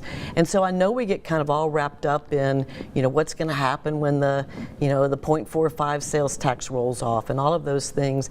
I am not as worried about that because we can't forecast to that level of accuracy at this point, several years out. But I am committed to funding education, and I have been a strong proponent of education. I have passed lots and lots of education bills. Early childhood and education is very important, and it gives opportunities for those parents to, go into the workforce and to get additional skills if they need to. I've been a champion on literacy. I passed legislation 2 years ago that switched us to phonics, and we're starting to see the benefit of that. Louisiana was one of only 3 states where we actually increased our reading scores. This year I passed a bill to start working on math. Our scores from 4th grade through 8th grade have been dropping in math, and so we're going back to the basics in math with arithmetic as we did with phonics. I have been a big proponent of dual enrollment and industry-based certifications in the high schools so that we give kids multiple pathways to success. Not everyone wants to go to college. Many of these students can go right into the workforce, and same with the 2-year and the 4-year schools. So this year I passed a bill on the foster promise, right, which is allowing adult age students, generally they're 27 years old, who have a couple of kids, a couple of jobs, they can't quite make ends meet. They want new skills, but they can't afford the $5,000 to go to a community college. This is going to give them the opportunity to do that because we're going to pay for their first semester with state dollars. That's funding from state dollars, the Foster Promise program, that then will put them in touch with a financial counselor and allow them to get other federal funding to help offset their cost. These are all in some of the best investments you can make because we're investing in the people of Louisiana. And I think that the curriculum changes that we need to do in high school, the 2-year schools and the 4-year schools to prepare people better for the workforce jobs that we have in our state is absolutely what we have to do. And we can do that. And I think we have invested as a legislature in all of these different aspects of education. I'm going to continue to do that, plus more. We know our teachers are underpaid. I'm going to make sure we get our teachers, up to a competitive salary because if you don't have good teachers, none of the rest of this really matters. Right, and something that is rather unfortunately impacting our children is crime, and that's a topic that's really taken a big focus of this campaign season, and we've heard a lot of sound bites about this situation, but I want to hear about maybe a few specific policies that you would try to push in the legislature should you be elected. Well, crime is a big issue, and I think for the first time, everyday people are feeling like crime is a real possibility, that it could affect them. When you have a carjacking at the Wendy's drive-thru in Slidell, it gets very real. This year I passed a bill dealing with fentanyl. Fentanyl is one of the things I hear about everywhere when I travel the state, and it is kind of part of what is the underlying crime problem is also drugs. So the fentanyl bill I passed, basically increases the penalties for first and second and third offenders that are manufacturing these counterfeit pills in a homemade lab like a kitchen. That, coupled with another bill that kind of throws the book at the dealers, I think is sending a very strong message on fentanyl. In St. Tammany Parish, where I'm from, just this week, we had like a world record bust in terms of fentanyl. They arrested like 130 people in coordination with lots of other law enforcement agencies. Fentanyl is something we have to get out of the state of Louisiana like we did heroin several decades ago. That's the first thing we can do, and we're going to continue to be focused on fentanyl. I've also learned, during this process that our law enforcement agencies really don't communicate very well with each other. You all have reported issues where we've let prisoners out of jail early, or we have kept prisoners too long. Part of that is a technology issue. I mean, we are so in the dark ages in terms of technology. Victims' families don't understand, sentencing when someone's sentenced to life in prison and the next thing you know, they're out in 10 years. What's happening? And how is good time calculated? We need real truth in sentencing, and we need the technology so that all of these agencies can better communicate and work together. We know we need more boots on the ground. Every agency, whether you're talking about state troopers or sheriffs or local police, are understaffed, they're underpaid, so we're going to increase the pay as well. We're going to make sure we have training academies for the state police on a regular basis, so we're recruiting new people all the time. Those are all very important things that we can do. Reentry programs, on the nonviolent offenders. We did the 2017 criminal justice reform work. That was good policy, I think, what we did. I'm not sure about the fidelity in which it's been implemented. So we need to look at those reentry programs. Are they working? Are we really delivering evidence-based programs so that we take those nonviolent offenders and give them new skills and jobs, right, so they don't go back to their old habits.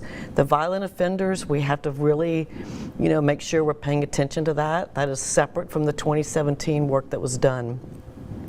It's important, and I think that in working with law enforcement, they're ready. I think they want to work together with a new governor, the sheriffs, the DAs collectively, to kind of map out how we go forward with Louisiana. There's a lot of work to be done in that area.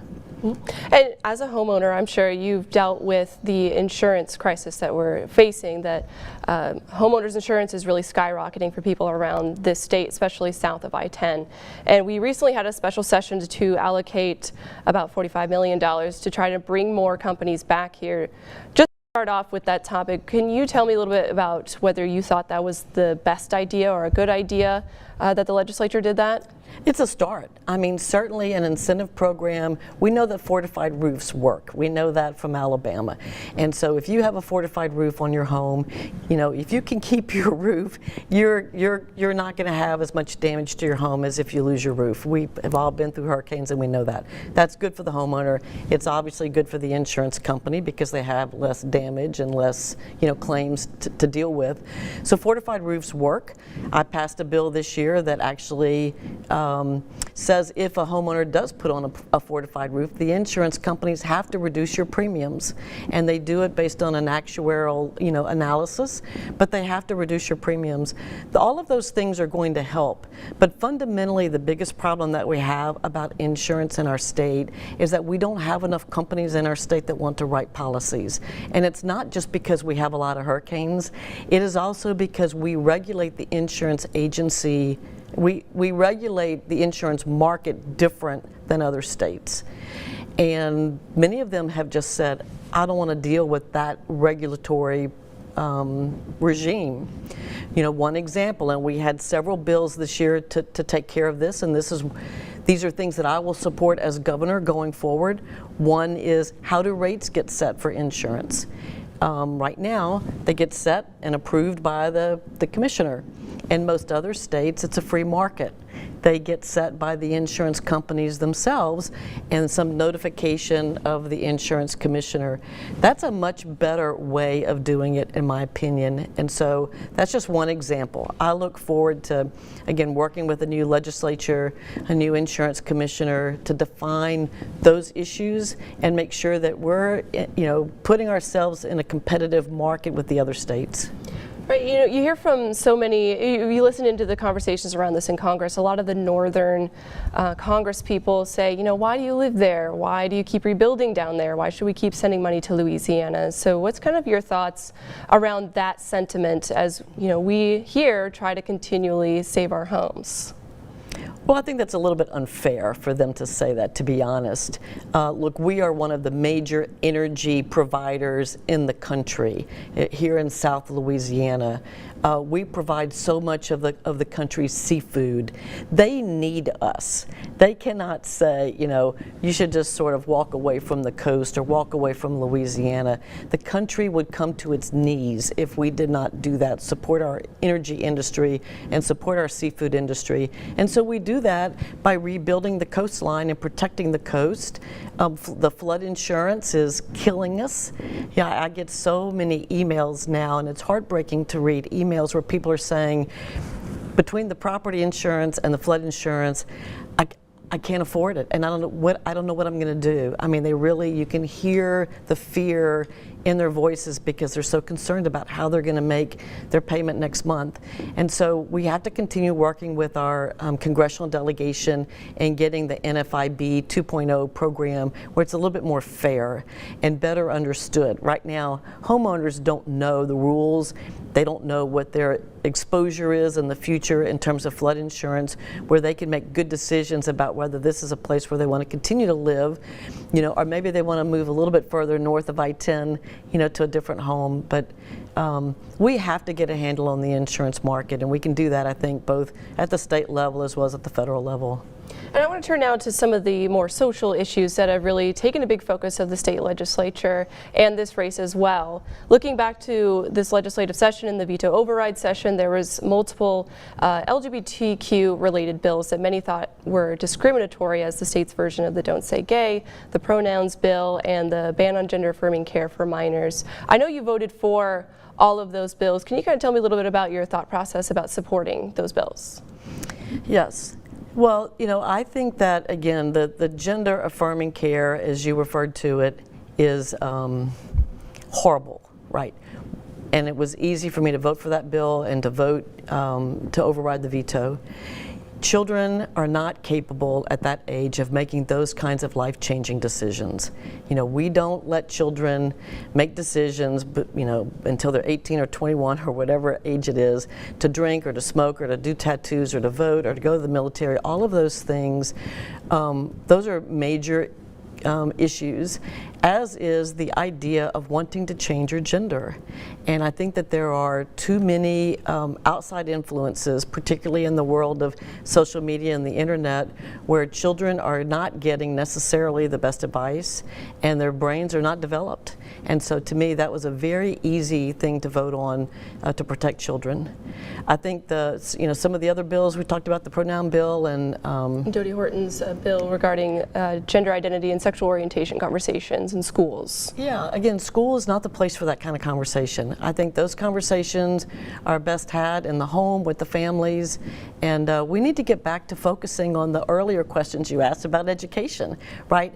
We pay teachers and we train teachers to be able to teach our kids to read and write and do arithmetic and to be, ready to go into the workforce. And there's so much work to be done there. I just don't think that that is the place where most families want that conversation to happen, is in the schools.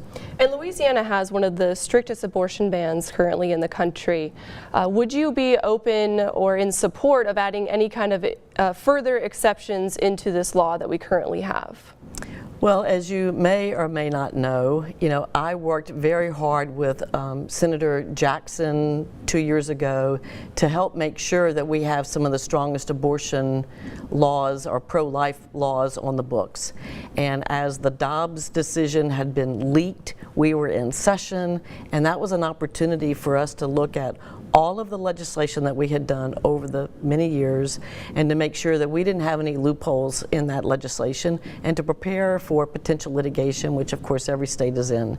And we did that through an amendment on Senator Jackson's bill to shore up the laws on Louisiana to make sure that we continue to be one of the most pro-life states in the country. We have right now 2 exceptions in the law, and that is protecting the life of the mother and the viability of the fetus. We've talked about, in the public about whether, that language is written clear enough. I believe that it is. Again, that's going to go through the courts and people that are smarter than I in terms of legal interpretations will look at that. I have not seen any other legislation or any other bills proposed that I thought did a better job than what we have in place right now. And so I'm pretty happy with where we are in the state of Louisiana in terms of our pro-life legislation. So should you be elected as governor and a bill came to your desk that allowed exceptions for rape and incest, would you sign it or would you veto it? Well, again, it depends on the bill. I have not seen anything yet, and there have been other rape and incest bills that I thought were horrible. You have to read the bill. I'm going to read the bill before I would make any of that kind of decision. But I don't believe at this point that, I have not seen anything that I would support. All right, ma'am. Well, just to close, can you just remind voters a little bit about why you think they should vote for you? Well, thank you. I want to give voters in Louisiana a reason to stay in Louisiana instead of a reason to leave. And I have 2 great examples, Chris and Brad. Our sons live in Seattle and in New York City, and probably will never come back to Louisiana after being born and raised here. And it's because there weren't job opportunities for them here. I want to give our kids and our grandkids the best job opportunities possible. And so you do that by building a good education system, making it an affordable place to live, dealing with the insurance issues, the tax issues that we didn't talk about but are very important, and giving people, again, safe neighborhoods and great opportunities where they want to stay. And I think that I'm the best candidate to do that because I have a proven track record of being a doer. I don't need this job. I never thought I would be in politics. No one in my family's in politics. I am a problem solver. I'm an everyday person, an engineer that is made up to be a problem solver. And I think that if we want to do something different in Louisiana and not just continue to be mediocre, we have to start electing different kinds of people. And so that's what I'm offering to the state. I hope the voters will see that and go to ShannonHewitt.com. There's a lot of information out there on our website about what I stand for and the things that I've already accomplished. All right, well, Sharon Hewitt, Republican candidate for governor, thank you so much for coming on our show. Thank you, Shannon. Thank you. We'll be right back. Welcome back to our series of sitting down with all of the major candidates running for governor, and this week I have Dr. Shawn Wilson, the lone Democrat in the race. Thank you for being here. Thank you for having me. Excited to be with you. So, Shawn, I just want to dive right into it. A lot of people know who you are. You've worked for the state for a long time.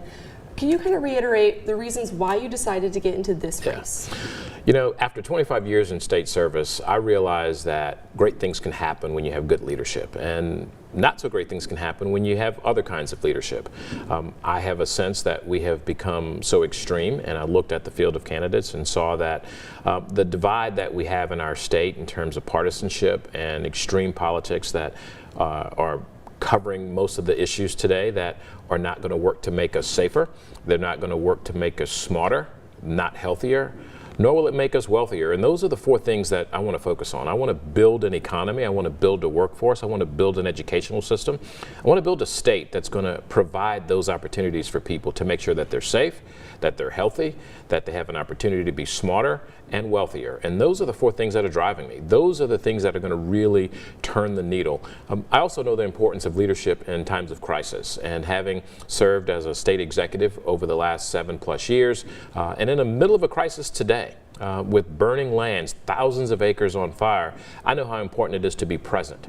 And of all the candidates in the field, I didn't delegate that responsibility when I had an opportunity to serve and step up to protect the people of Louisiana. I actually served and did it. We were in communities, we've collaborated, we've partnered, and I've got a record of being bipartisan. And I think those are the things that are going to make the mark of an exceptional leader and move Louisiana forward. That is what people are most interested in as I travel, is how you're going to make this a better state. And that's what it's going to be. I'm going to work with any and everyone to make that happen. And one of the ways that people really want to know how the state will be improved is through education. And the state's made a lot of major investments in the early childhood education and higher education. Yeah. With some changes to the revenue coming down the pike, how would you continue to pay for these investments? Absolutely. So, making a firm investment in early childhood education is absolutely essential. And I would challenge you that we've done enough. We haven't done enough because there are hundreds of young people who are going to go without because of the decisions that were made in the legislature that funded an unprecedented amount, but it was not as much as we could have funded. We know the need was far greater than what we've actually appropriated for that particular issue. So we'll make that a priority. We understand the importance of early childhood education, what it means to brain development, what it means to preparation for young people starting in kindergarten. I also know that we've made some decisions that are retroactive, or should I say, are going to be proactive in a sense, but we're waiting too late. So take the issue of third graders, for example. Why wait until a third grader fails? We should be investing in first grade and second grade today to minimize the number of third graders. And you have to make sustainable investments to make that happen. You also have to fully fund higher education. If we don't do that, we will never have a workforce or an economy that's going to be built with innovation, where people can start jobs and become a part of the small business movement that can grow to be a large global business. Those are the things that we have to do. We have to invest in vocational education. We have to invest in trades. We have to look at apprenticeships, and we have to be smart in terms of investing in the jobs that are going to be here for the next 20 years, not the jobs that we've had for the last 20 years. Those are the things that we'll do, and we'll prioritize it. And I'm the only candidate that's committed to fully funding education. That is the first and most important thing we have to do to build an economy and build a workforce that we can be proud of. And you're in favor of keeping the half-cent sales tax, right? This is an opportunity for us to make investments. We know we have needs, whether it's public safety, whether it's education, whether it's infrastructure. Now is not the time to start to divest in the public wealth, in the public infrastructure. It's time to invest and make those commitments. Instead of eliminating $500 million from the budget that we know we have today, I'm not suggesting we grow government. What I'm suggesting is we use that to address real needs. We also have to factor in that the legislature has made some decisions that are going to have an implication in future budgets, like funding $300 million out of the general fund into infrastructure. That's another $300 million that we're not going to have to fund other needs at the end of the day. And then when you look at the projections, we're a day away from a disaster. I mean, we have hurricane season every year. We understand those financial implications, and we know what that means. So yes, we should keep those dollars and make those investments. It's also an opportunity for us to be thoughtful in the long term in terms of what those tax structures are going to look like. What will transparency look like? How will we make long-term investments to not put us in a predicament where we're back to those general deficits that we saw in 2015? Coming from a $2 billion deficit to a $2 billion surplus is a sign of progress. Let's take some of that revenue and make investments to pay teachers, to pay state employees, to pay police officers, to provide them with the equipment and the resources that they need to do their jobs. That is what the citizens are asking us to do. Speaking of paying police officers, something that's really taken a big spotlight this election season is crime. And we've heard a lot of sound bites about it, but I would like to know very specific policies that you would want to see implemented right away. So my campaign is not about sound bites, it's about solutions, sustainable solutions. And so you make investments like supplemental pay and working with police departments at the local level. I will work with the law enforcement and the justice community to partner with them. I'm not going to criticize them. That's not going to solve us. It's not going to make our communities safer. We're going to talk about how can we work together to provide them the resources. First and foremost, we've got to pay officers. We've got to make sure that every police department and sheriff's department and state trooper, that they have what they need to be safe and to do their jobs effectively. We have to make sure that there are enough of them on the streets. How many law enforcement agencies that we know of today in the state that are not fully staffed to meet the public need? Those are important factors. We've got to look at technology. You've got to look at how do you manage, not just in terms of the intervention, but what's happening on the prevention side. Are we investing in education? Are we investing in activities at the local level to keep juvenile offenders engaged in something productive? What are we doing in our public school systems in terms of providing counseling? Not necessarily student or school resource officers, but I'm talking about counselors to help young people deal with issues. How are you investing in mental health? How are you investing in addressing the unhoused issue that we see in communities that makes people unsafe? Those are the things that we need to be talking about, not looking at just locking people up. building facilities is not going to make us safer because you're actually going to populate those facilities. My goal is to work to ensure that we can deal with these issues in a smart way, but to address these old problems with new solutions. Those are the things that we have to be sustainable about. Investing in reentry programs, because we know it reduces recidivism by more than 30 to 40% compared to general population violators. Those are things that we have to be thoughtful about. Locking them up, the crime has been committed. That is not the answer. And already at the state legislature, some of the conservatives are talking about rolling back some of the criminal justice reforms that Governor John Bel Edwards really championed early on.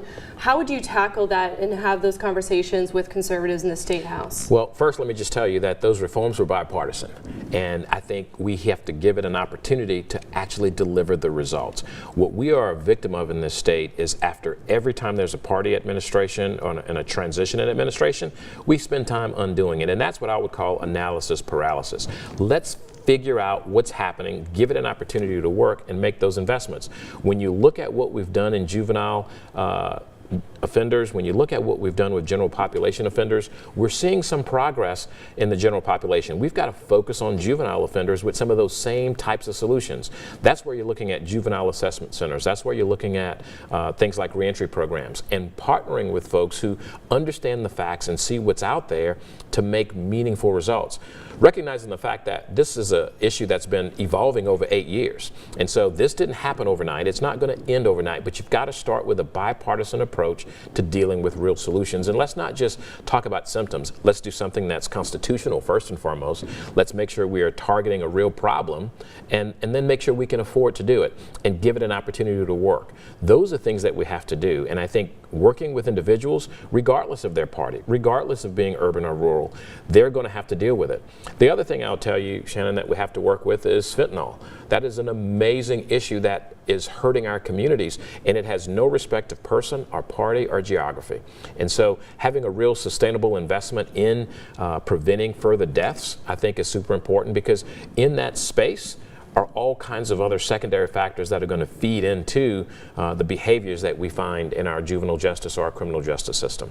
And Mr. Wilson, you're a homeowner in Lafayette, correct? Yes, I am. And so many homeowners are dealing with the insurance crisis and their premiums. I'm sure you've experienced yourself. So many other candidates have talked about having a special session for insurance. Yeah. Would you want to do the same? No, look, absolutely we can spend some time targeting that issue. I think you have to give the new insurance commissioner an opportunity to come to the table and lead, because that is his targeted responsibility. But I also have some issues of my own that I would address. One, this is an issue of competition. This is an issue of fairness, because it's not just homeowners insurance, it's reform for auto insurance, it's reform for flood insurance. On the flood insurance issue, we have to work with our congressional delegation. No candidate in this field of candidates has the relationship working with Republican and Democratic leadership in Washington. I also think it's important for us to recognize that in this issue of insurance, we are a high-risk market, no different than Florida or California, and we have to make sure we spread the pain of making sure that our people are protected. At the time of greatest needs, big insurance left us. They left citizens to hold the bill here.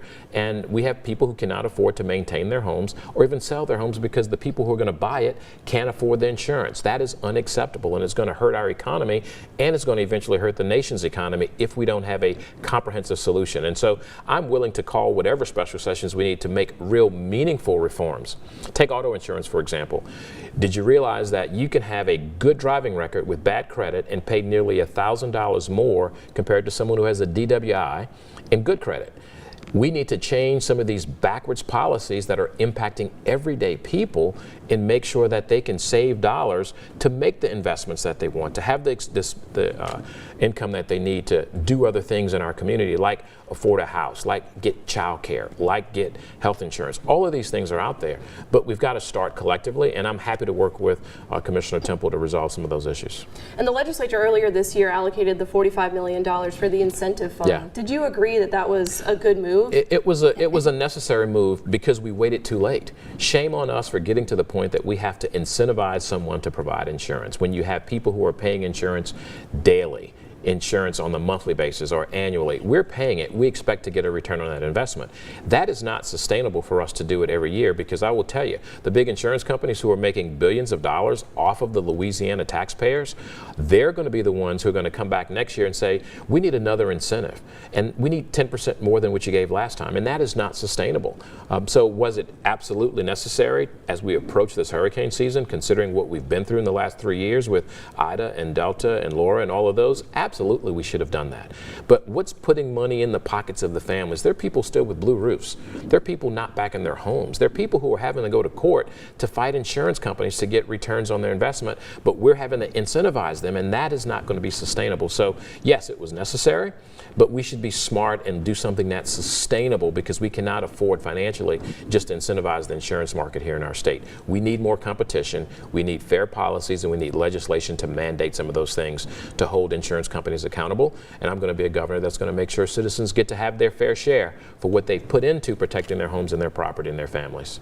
And I want to turn a little bit to social issues. There was a few of them that really took the spotlight of this short fiscal session this year, specifically the LGBTQ issues. Yeah. And I want to learn a little bit about your thoughts about them, starting with the ban on gender-affirming care for minors. What's your thoughts on overturning that veto? Look, I think the governor made the right decision. I will tell you, I support parental rights. That is what this is fundamentally about. No one is going to know what's best for their children than their parents. Let's be consistent with that. We can't say we want you to have choice when it comes to school, but not when it comes to health and wellness of their children. And so I'm going to be a candidate that's going to support parental rights on the LGBTQ issue. I think you see people making arguments trying to pass legislation to create solutions for problems that don't exist. It's such a very small piece of our economy and our market that that bill was targeting. And I think when you look at the language in the bill, it does more damage in terms of young people that are in the process of having these types of care provided. And then doctors have already told us what it's going to do, that it's not the best approach, that we have more thoughtful solutions out there. Let's let doctors make the decisions that doctors were prepared and trained to do. Let's use real facts. Let's not use opinions. Let's not allow people to create their own facts. And so I support the governor's decision, but I also support parents to make those decisions for their children, like we do with schools, like we do with everything else that they care for. And another bill that we know will be coming back is the state's version of the Don't Say Gay bill. Yeah. What's your thoughts on that bill? Well, my thoughts are this. Let's let parents make those decisions. Teachers have been dealing with children that have had social issues since the very beginning of time. It's not as though we've had young people who have dealt with identity issues for the first time today. And look, we turned out pretty okay, I think, as a nation, as a country, that we've dealt with this. I think we've got too much bureaucracy placed on teachers. I think that is going to hamper them. Teachers are supposed to be there to nurture and educate and spend good, meaningful time with young people, loving on them, teaching them, educating them, making it work. That is what built our state. That's what's built our nation. Those are the types of teachers that I remember growing up with, people who cared about me as a person and did not have limitations about that, whether it was race, whether it was gender identity, whether it was socioeconomic status. Let's get out of that and let the teacher teach. That's not going to change the ability of a young person to be able to read. That's not going to help them do math better. That's not going to make them more competitive when it comes to accountability and testing. That's not going to guarantee them a job when they graduate. Those are the things that we have to prioritize, is what is the performance out there? Because if it doesn't make us safer, smarter, healthier, or wealthier, again, it doesn't really focus on the matter, the issues at hand. Those are the things that we need to talk about. And Louisiana has one of the strictest abortion bans in the country, and there's been talks about adding exceptions for rape and incest. Would you sign a bill like that? I do support exceptions, and I think there are more exceptions than rape and incest. I will tell you, I am personally pro-life, but over my 25 years, I have learned the importance of separating what I believe, what's good for me and my family, away from what's good for the public. And I believe that women ought to have that right to make a decision with a doctor. It ought not be the legislature that's determining those things. I think those issues are going to continue to permeate the debate. That's part of the extreme politics that are making women unhealthy, making them increasing the mortality rate for women across our state, and it's poorly implemented. The trigger laws are just not safe, and they're not protecting people. Again, let's let people make the decisions with those who are trained. It's not the legislature's decision or the governor's decision to legislate what you do with your body.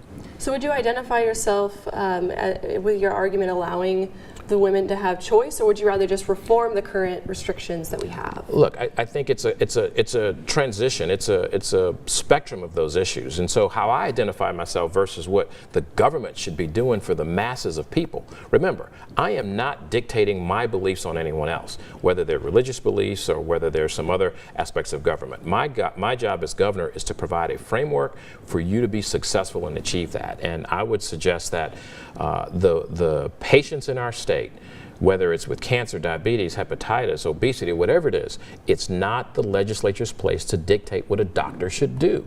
That's a privacy issue between you and your doctor and anyone else that you choose to bring into that conversation. So what I call myself is irrelevant to the issue. Here's where we legislate. Here's where we govern. Here's how we lead. And let's not lead in these most extreme ways that we know is making us unsafe. And looking back to the state legislature, we saw the budget passed in the last few minutes of the session, and there was the LDH money that was left out and a number of other issues. And while this kind of thing isn't exactly new to the legislature, it's really raised a lot of eyebrows. A lot of people are looking for answers to make sure that doesn't happen again. How would you handle a situation like that? Listen, I think that speaks to a lack of transparency in the process. I think it's been done for years that way, and it's reckless. And we're seeing how important it is today because folks have started operating on the extreme. Taking $100 million could easily impact $700–800 million that touch people's lives. People's lives are at stake when we make those decisions. When you look at what we've done in infrastructure, for example, in terms of dredging the Mississippi River to 50 feet, under my term as secretary, we were able to achieve that. They've worked on that for 30+ years. And what do? We stripped the money from the ports to be able to leverage that investment. That's reckless. That is hurting our economy. The budget process needs a little bit more discipline. It needs a little bit more transparency. And we need not rush to make those decisions. I think we have to be thoughtful. Citizens are frustrated with that because they see the impact when it touches them personally, and it's just a political process. And the idea that we can afford to put people's lives and their professions and their careers in jeopardy with legislative decisions, whether it's at the Bond Commission, that we've seen some really crazy things happen there. Let's be responsible leaders. Let's be good stewards of our resources. Let's do what we do, what parents and families do with the kitchen table when they balance their checkbooks and they make priority decisions. Let's make those kinds of decisions at the state level. That's what I'll do as governor. I'm not going to participate and play in that process because people's lives matter. The value of what people see in their system matters in that process, and we've got to do a better job with that. Well, Mr. Wilson, I would like to give you just a couple more minutes to tell voters why they should pick you. Well, listen, over my 25-year career, working with Republicans and Democrats and independents, I've always led in a way that's been transparent, that's been effective, and that's been bipartisan. I'm the only candidate that can prove over the course of my career of creating a way when there was no way, cutting through the minutia, cutting through the BS that happens in the legislative process to get real results. Go look at the transportation system. You can't find any community where we haven't made a major impact. Are we where we want to be? Absolutely not. But are we better than where we were? I assure you, $5.5 billion later, 7,000 miles later, moving projects that are decades old finally to really get them done. That's the progress that people need in their states. I'm tired of the partisanship. I'm tired of the bickering. I'm tired of the extremism. And you've got a candidate who has proven himself working through this process. You've got a candidate who's worked with local government, rural and urban. You've got a candidate who is prepared academically for this, from having an undergraduate in planning, a master's in public administration, and a PhD in public policy, and 25 years of actual leadership. And so if you compared that record to the other candidates, clearly there's no other choice to make other than supporting WilsonForLA.com, because I am that candidate. I have done that, and I care about this state. I've passed up amazing opportunities to lead because public service has been my ministry.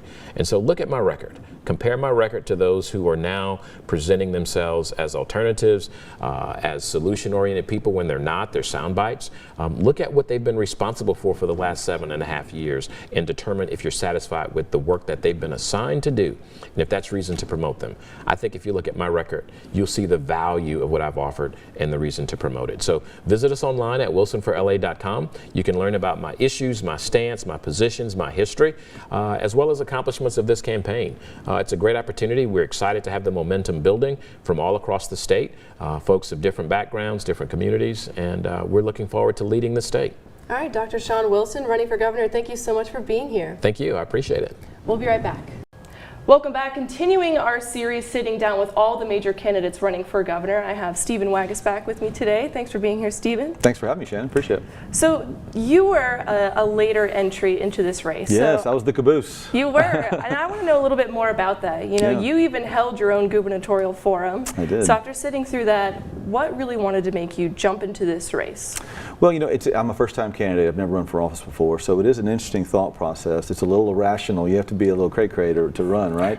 But, you know, a couple things went into it. First of all, I'm just passionate about the state being better than it is today. I'm worried about where the state's direction is. I think we need kind of a change agent guy who knows how to bring people together and solve problems. And so that was a motivator for me. Yes, I did have a forum, and you know, I do know the other candidates well, and I'm not running to criticize any of them. I just felt like I brought something unique to the table. And then the other piece is this is kind of an interesting side note is, you know, I'm longtime friends with Congressman Garrett Graves. I think he does a fantastic job in Congress. And he was doing a deliberation trying to figure out whether he was going to run at some point. And so just as a friend, I was giving him advice and thoughts and counsel and kind of helping him make a thoughtful decision. And, you know, sometimes you help a friend make a decision, all of a sudden it forces you to be a little introspective. And I think that did a little number on me as well. So by the time he said, no, I'm not, I was prepared mentally to step in and offer something to the people of the state. I saw the need for good, constructive, solution-oriented leadership, and I felt like there was a path to victory. So it did come quick in a sense, but kind of that long evolution had a lot of factors going into it. Yeah. Right, at this point in the election, I really want to start hearing about policy, what Sure, you guys yeah. want to do to make Louisiana better. Yeah. So I just want to jump right into that. Please. A major investment that we've really looked at is early childhood education and Yeah. higher education. There's big investments over the last 8 years. Yeah. So how would you continue to make those investments but also pay for it? Yeah, look, they're critical. The biggest challenge we have as a state is what we call workforce development. Now, a lot of times when people hear the words workforce development, they think of a welding class or something like that, and that's a small piece of workforce development. Workforce development starts in kindergarten, in pre-K, in early ed. Unfortunately, we have a lot of children who enter our student population in schools across Louisiana. They're either not prepared, they don't have mentors in the household, or they don't have fundamental reading and writing skills or whatever. Early education is a critical preparation point. And so I've a long time been a supporter of that. I've supported previous efforts to fund those both within the funding formula and outside of it. And I will do whatever it takes to find those funding sources.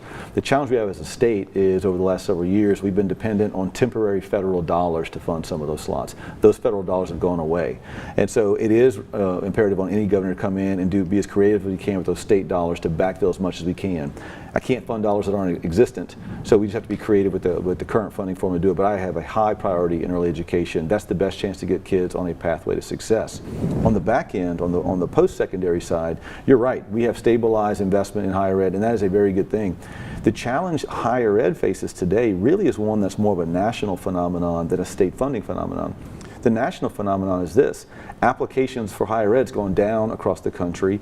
Demands for the workforce are getting more technical and soft skill driven. If you look at LinkedIn, if you look at 90% of their most recent job openings don't require a 4-year degree anymore. So the economy is not asking for expensive, heavy weighted 4-year degrees anymore. So we need to be mindful of that. Students are looking for a good bang for the buck when they go to post-secondary. And so I want to make sure that I'm appointing the right board spots, and I'm incentivizing universities to be centers of excellence. I want to fund you to be excellent at meeting student needs and regional workforce needs. And so if your region needs a certain level of expertise, whether it's accountants or nursing or whatever, I'm going to reward you for being great at that. In the past, we encouraged all of our universities to be a little bit of everything so that people can come in and get a general education. The economy doesn't demand it. The cost of higher ed doesn't justify it. And so I'd like for our universities to be center of excellence and very student driven. And I think students are going to start demanding that, so it's the smart evolution anyway. And part of that funding that we have right now is with the half-cent sales tax. Yeah. Would you support allowing that to roll off, or would you want to renew it? I don't think we're going to need it, to be honest with you. The truth is, since they passed that, they've had surpluses in the Capitol every single year since then. So I think that tells you there's extra dollars to fund the existing resources.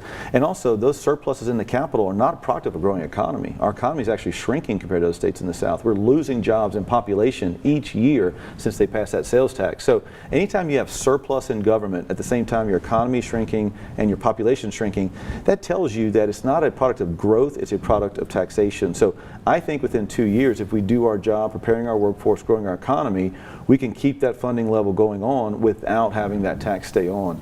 In fact, whether that sales tax rolls off or whether you lower income taxes instead, some type of tax relief that is most impactful for working families is what I want to do. And something that's really taking a front seat of this campaign season is crime. It's something that everyone knows is an issue huge here in Louisiana. So what are some specific policies that you would want to implement as the governor? Yeah, when you talk to local law enforcement, DAs, judges, local nonprofits all around the state, crime's a huge issue, and there's a couple of things that rise to the top. First of all, we need more cops. It's just a simple, we need more cops. It's been very hard for them to fill their training academies, and there's a couple of reasons why. With inflationary wages, that's a good thing. People are earning more money these days. But also, people that used to go in law enforcement, now they're going into industry or into manufacturing because there's a better job there. So you have to compete with wages. We have to find a way to help law enforcement pay more. You're seeing that in local law enforcement. We have to do that at state police as well. Also, we have to back our police officers. They feel like they're often left hanging out on a limb sometimes. We need to kind of back them and reinforce them whenever they go out and do that. The other piece is technology. A lot of people don't want to testify anymore. They're scared. Body cams, license plate readers, neighborhood cams, they go a long way to proving crimes. The last piece is juvenile violent offenses. If you look at some of the break-ins in New Orleans, some of the issues we have with truancy, as it's called here in Baton Rouge, it's really juvenile offenders committing violent offenses either during the school day and after. And the challenge is we don't have the facilities to take some of these juvenile offenders and take them off the streets and either give them remediation or a GED or incarceration if they're just a violent offender. We have to do that well. And so in talking to sheriffs, there's some regional facilities that are being planned. The state can be a good partner with some of those surplus funds to make sure those facilities are planned, so when that juvenile violent offender does what it is, you can take them off the street, put them in one of those facilities. Right now it's a catch and release program, and that's not helpful. And you're a homeowner here in Baton Rouge, right? I am. So I'm sure you've seen that homeowners insurance has gone up for a lot of people here south of I-10. And did you agree with the legislature's move to allocate that $45 million to incentivize the companies to come back here? Yeah, I did. But it's a Band-Aid on a gaping wound is what it is. But yeah, sure, it's helpful. The truth is we have an insurance crisis in Louisiana. It's property and it's auto. It's individual and it's commercial. So it's kind of a full-fledged crisis. And I think there's several factors to that. On the property side, look, we've had a lot of hurricanes, a lot of tragedies. Every time you see what's happening in Hawaii or wildfires elsewhere, that's a global insurance market and reinsurance market that's impacted. And so because of all those issues everywhere, reinsurance is hard to get in a lot of areas. And so we need a peaceful season to rebuild some of that reinsurance market. I like the fact they recruited some of those smaller insurers. We need to do more of that. I like the fact they put some dollars into that fortifying roof program. We have to show the market we can take a punch because we know we're going to get hurricanes. Putting more money in fortifying roofs in communities is a good thing to do, but we have to do more. A lot of property owners here in Louisiana, they also hate what I call the adjuster shuffle. Something happens, one adjuster shows up, then another one, then another one. You have to repeat your claim 800 times. It just delays payment. It's a stall tactic. Drives me crazy. I want to put some tight benchmarks on that front, and I want to work with local universities in the state to develop adjuster training programs so we can train local Louisiana residents to be adjusters in a time of crisis.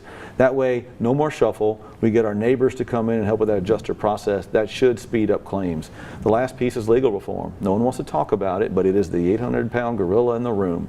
If we don't clean up our legal environment, you will never have the ability to lower some of those premiums. It's not the end-all be-all. It's not the only solution. But as a leader, I'm tired of the insurers pointing the finger at the lawyers and the lawyers pointing the finger at the insurers and both sides just bombing each other. It's my job as governor to bring them both in a room, lock the doors, get some pizza and beer, whatever it takes, and say, guys, we're not leaving until we have a solution there. And that is reforms on the insurance industry to make them be more responsible, but it's also reforms in the legal industry to make sure we can take away some of those fluff payments and just focus on truly helping those that need the recovery the best. Some candidates have said that they would want to call a special session just for insurance. Is that something you're interested in doing? 100%. And I've already talked to Tim Temple, the incoming insurance commissioner, about just that.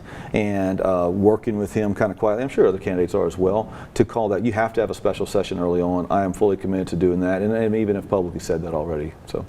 And if you were keeping up with the legislative session this last year, you know that a lot of social issues really stole the spotlight from some of these more important issues that some would say. So I want to ask you a little bit about those, just because they are causing a lot of chatter right now. So around the LGBTQ laws, did you support the overturning of the veto of the ban on gender-affirming care for minors? I did, and let me tell you why. I think when it comes to these issues, there's a difference between children and adults.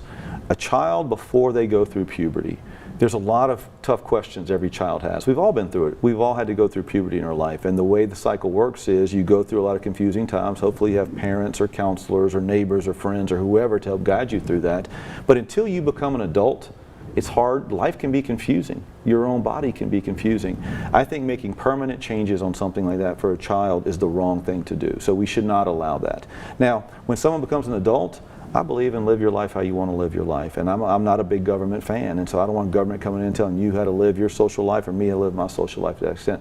But children are different, and I will never shy away from protecting children.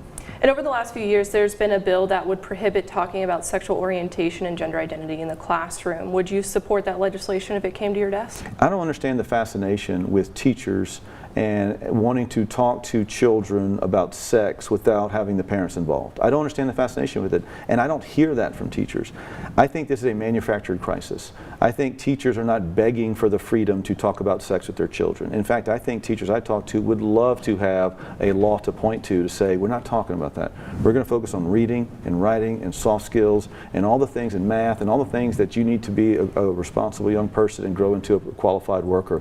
That's what teachers want. Teachers are tired of being forced to be a counselor, a mental health advocate, all these things. They just want to teach. And so I think that bill actually gives teachers help. They're tired of being put in the position of that. And what I hear from parents want control of their children's lives, and that is an absolute reasonable expectation. If you're a parent with a child today, that phone is the biggest threat to anything. Social media just stalks children. It puts rat poison into their brain every single day. As a parent, that's very tough. All parents are asking for is when I send my kid to school, when I can't be there watching over their shoulder, when I can't put that social media lock on their phone, I'm trusting you to just focus on the core fundamentals of preparing them to be an adult. Reading, writing, math, soft skills. Leave it to me to deal with all the other stuff that they go through adolescence. I think that's a reasonable expectation for parents. And Louisiana has one of the strictest abortion bans in the country right now, and there's been talk about potentially adding exceptions for rape and incest. What's your thoughts on that? I think the current exemptions in the law are sufficient, and I don't support altering the law. I am a pro-life guy. I believe in pro-life. You know, that's a faith-driven process as well as a life experience process for me. My wife and I have 3 boys. They're awesome. I love them all. I'm proud of all of them. Our middle son was a product of a very challenging pregnancy. We got some pretty harrowing projections when she first got pregnant, and part of the advice we got was to possibly terminate. We decided to double down. We drove right into the face of those harrowing projections, and what we have today is an 18-year-old son, Christopher. He is autistic, but he is unbelievable. He's the light of our lives. He has made my other boys much better men, and they will be for the rest of their lives. He's made my wife and I better people, and our entire extended family has really changed because of Christopher's presence. So that's our own personal life experience, and so I'm so glad we gave him a chance at life.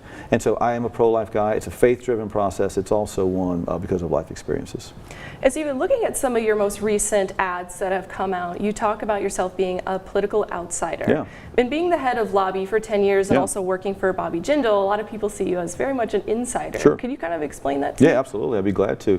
When people say outsider, a lot of times people say, oh, it has to be someone who has no knowledge of anything.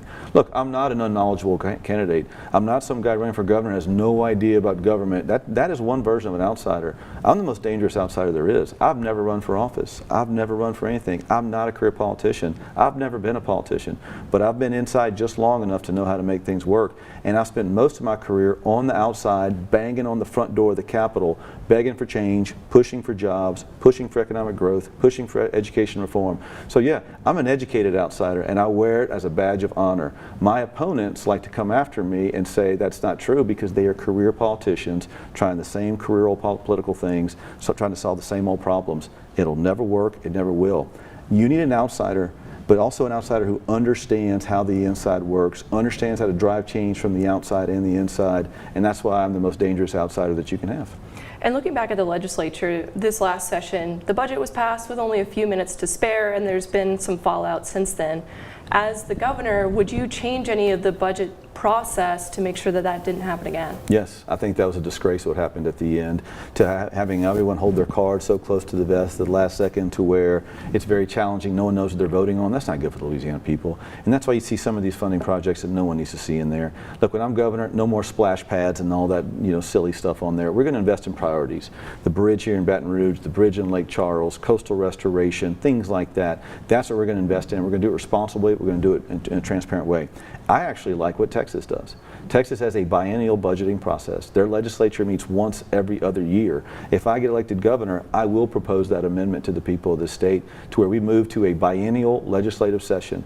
And I think legislators will like it too, because that way they can plan their personal life, their business life more accordingly. Instead of always being in Baton Rouge every single year and special sessions coming up, let's meet every other year. Let's have a thoughtful examination of the budget. Let's do it transparently, and let's pass a 2-year strategic plan for the state. It's better for the legislature, it's more transparent, and I think it's better for the people of the state. So if you're a business or if you're a school or whatever you are that has to deal with what the state does, you know for 2 years what you're going to expect. It works well in Texas. I think it should work here in Louisiana as well. Well, Stephen, just to wrap up, if you want to give the voters a few more reasons why they should vote for you. Well, look, this is an important election in Louisiana's history. I think there's tremendous opportunity at hand.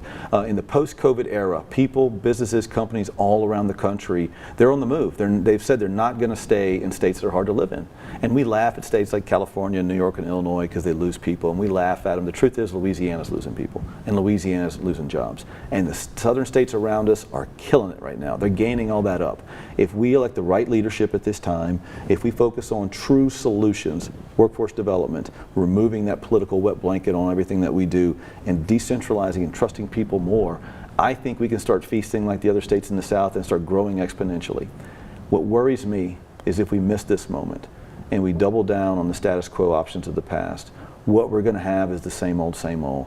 And with the same old is this: family after family leaving one time after another. We lose our 20 to 30-year-olds to Texas. We lose our retirees who go wherever the grandkids are. We can't keep losing our people because our quality of life and our way of life leaves with them. So this is our moment in time. Take advantage of the economic boom all around us, and let's change Louisiana's narrative forever. And if folks want to learn more about my campaign, they can go to wagsforla.com. All right, Stephen Wagesback, running for governor. Thank you for being here today. Thank you, Shannon. Appreciate you. We'll be right back.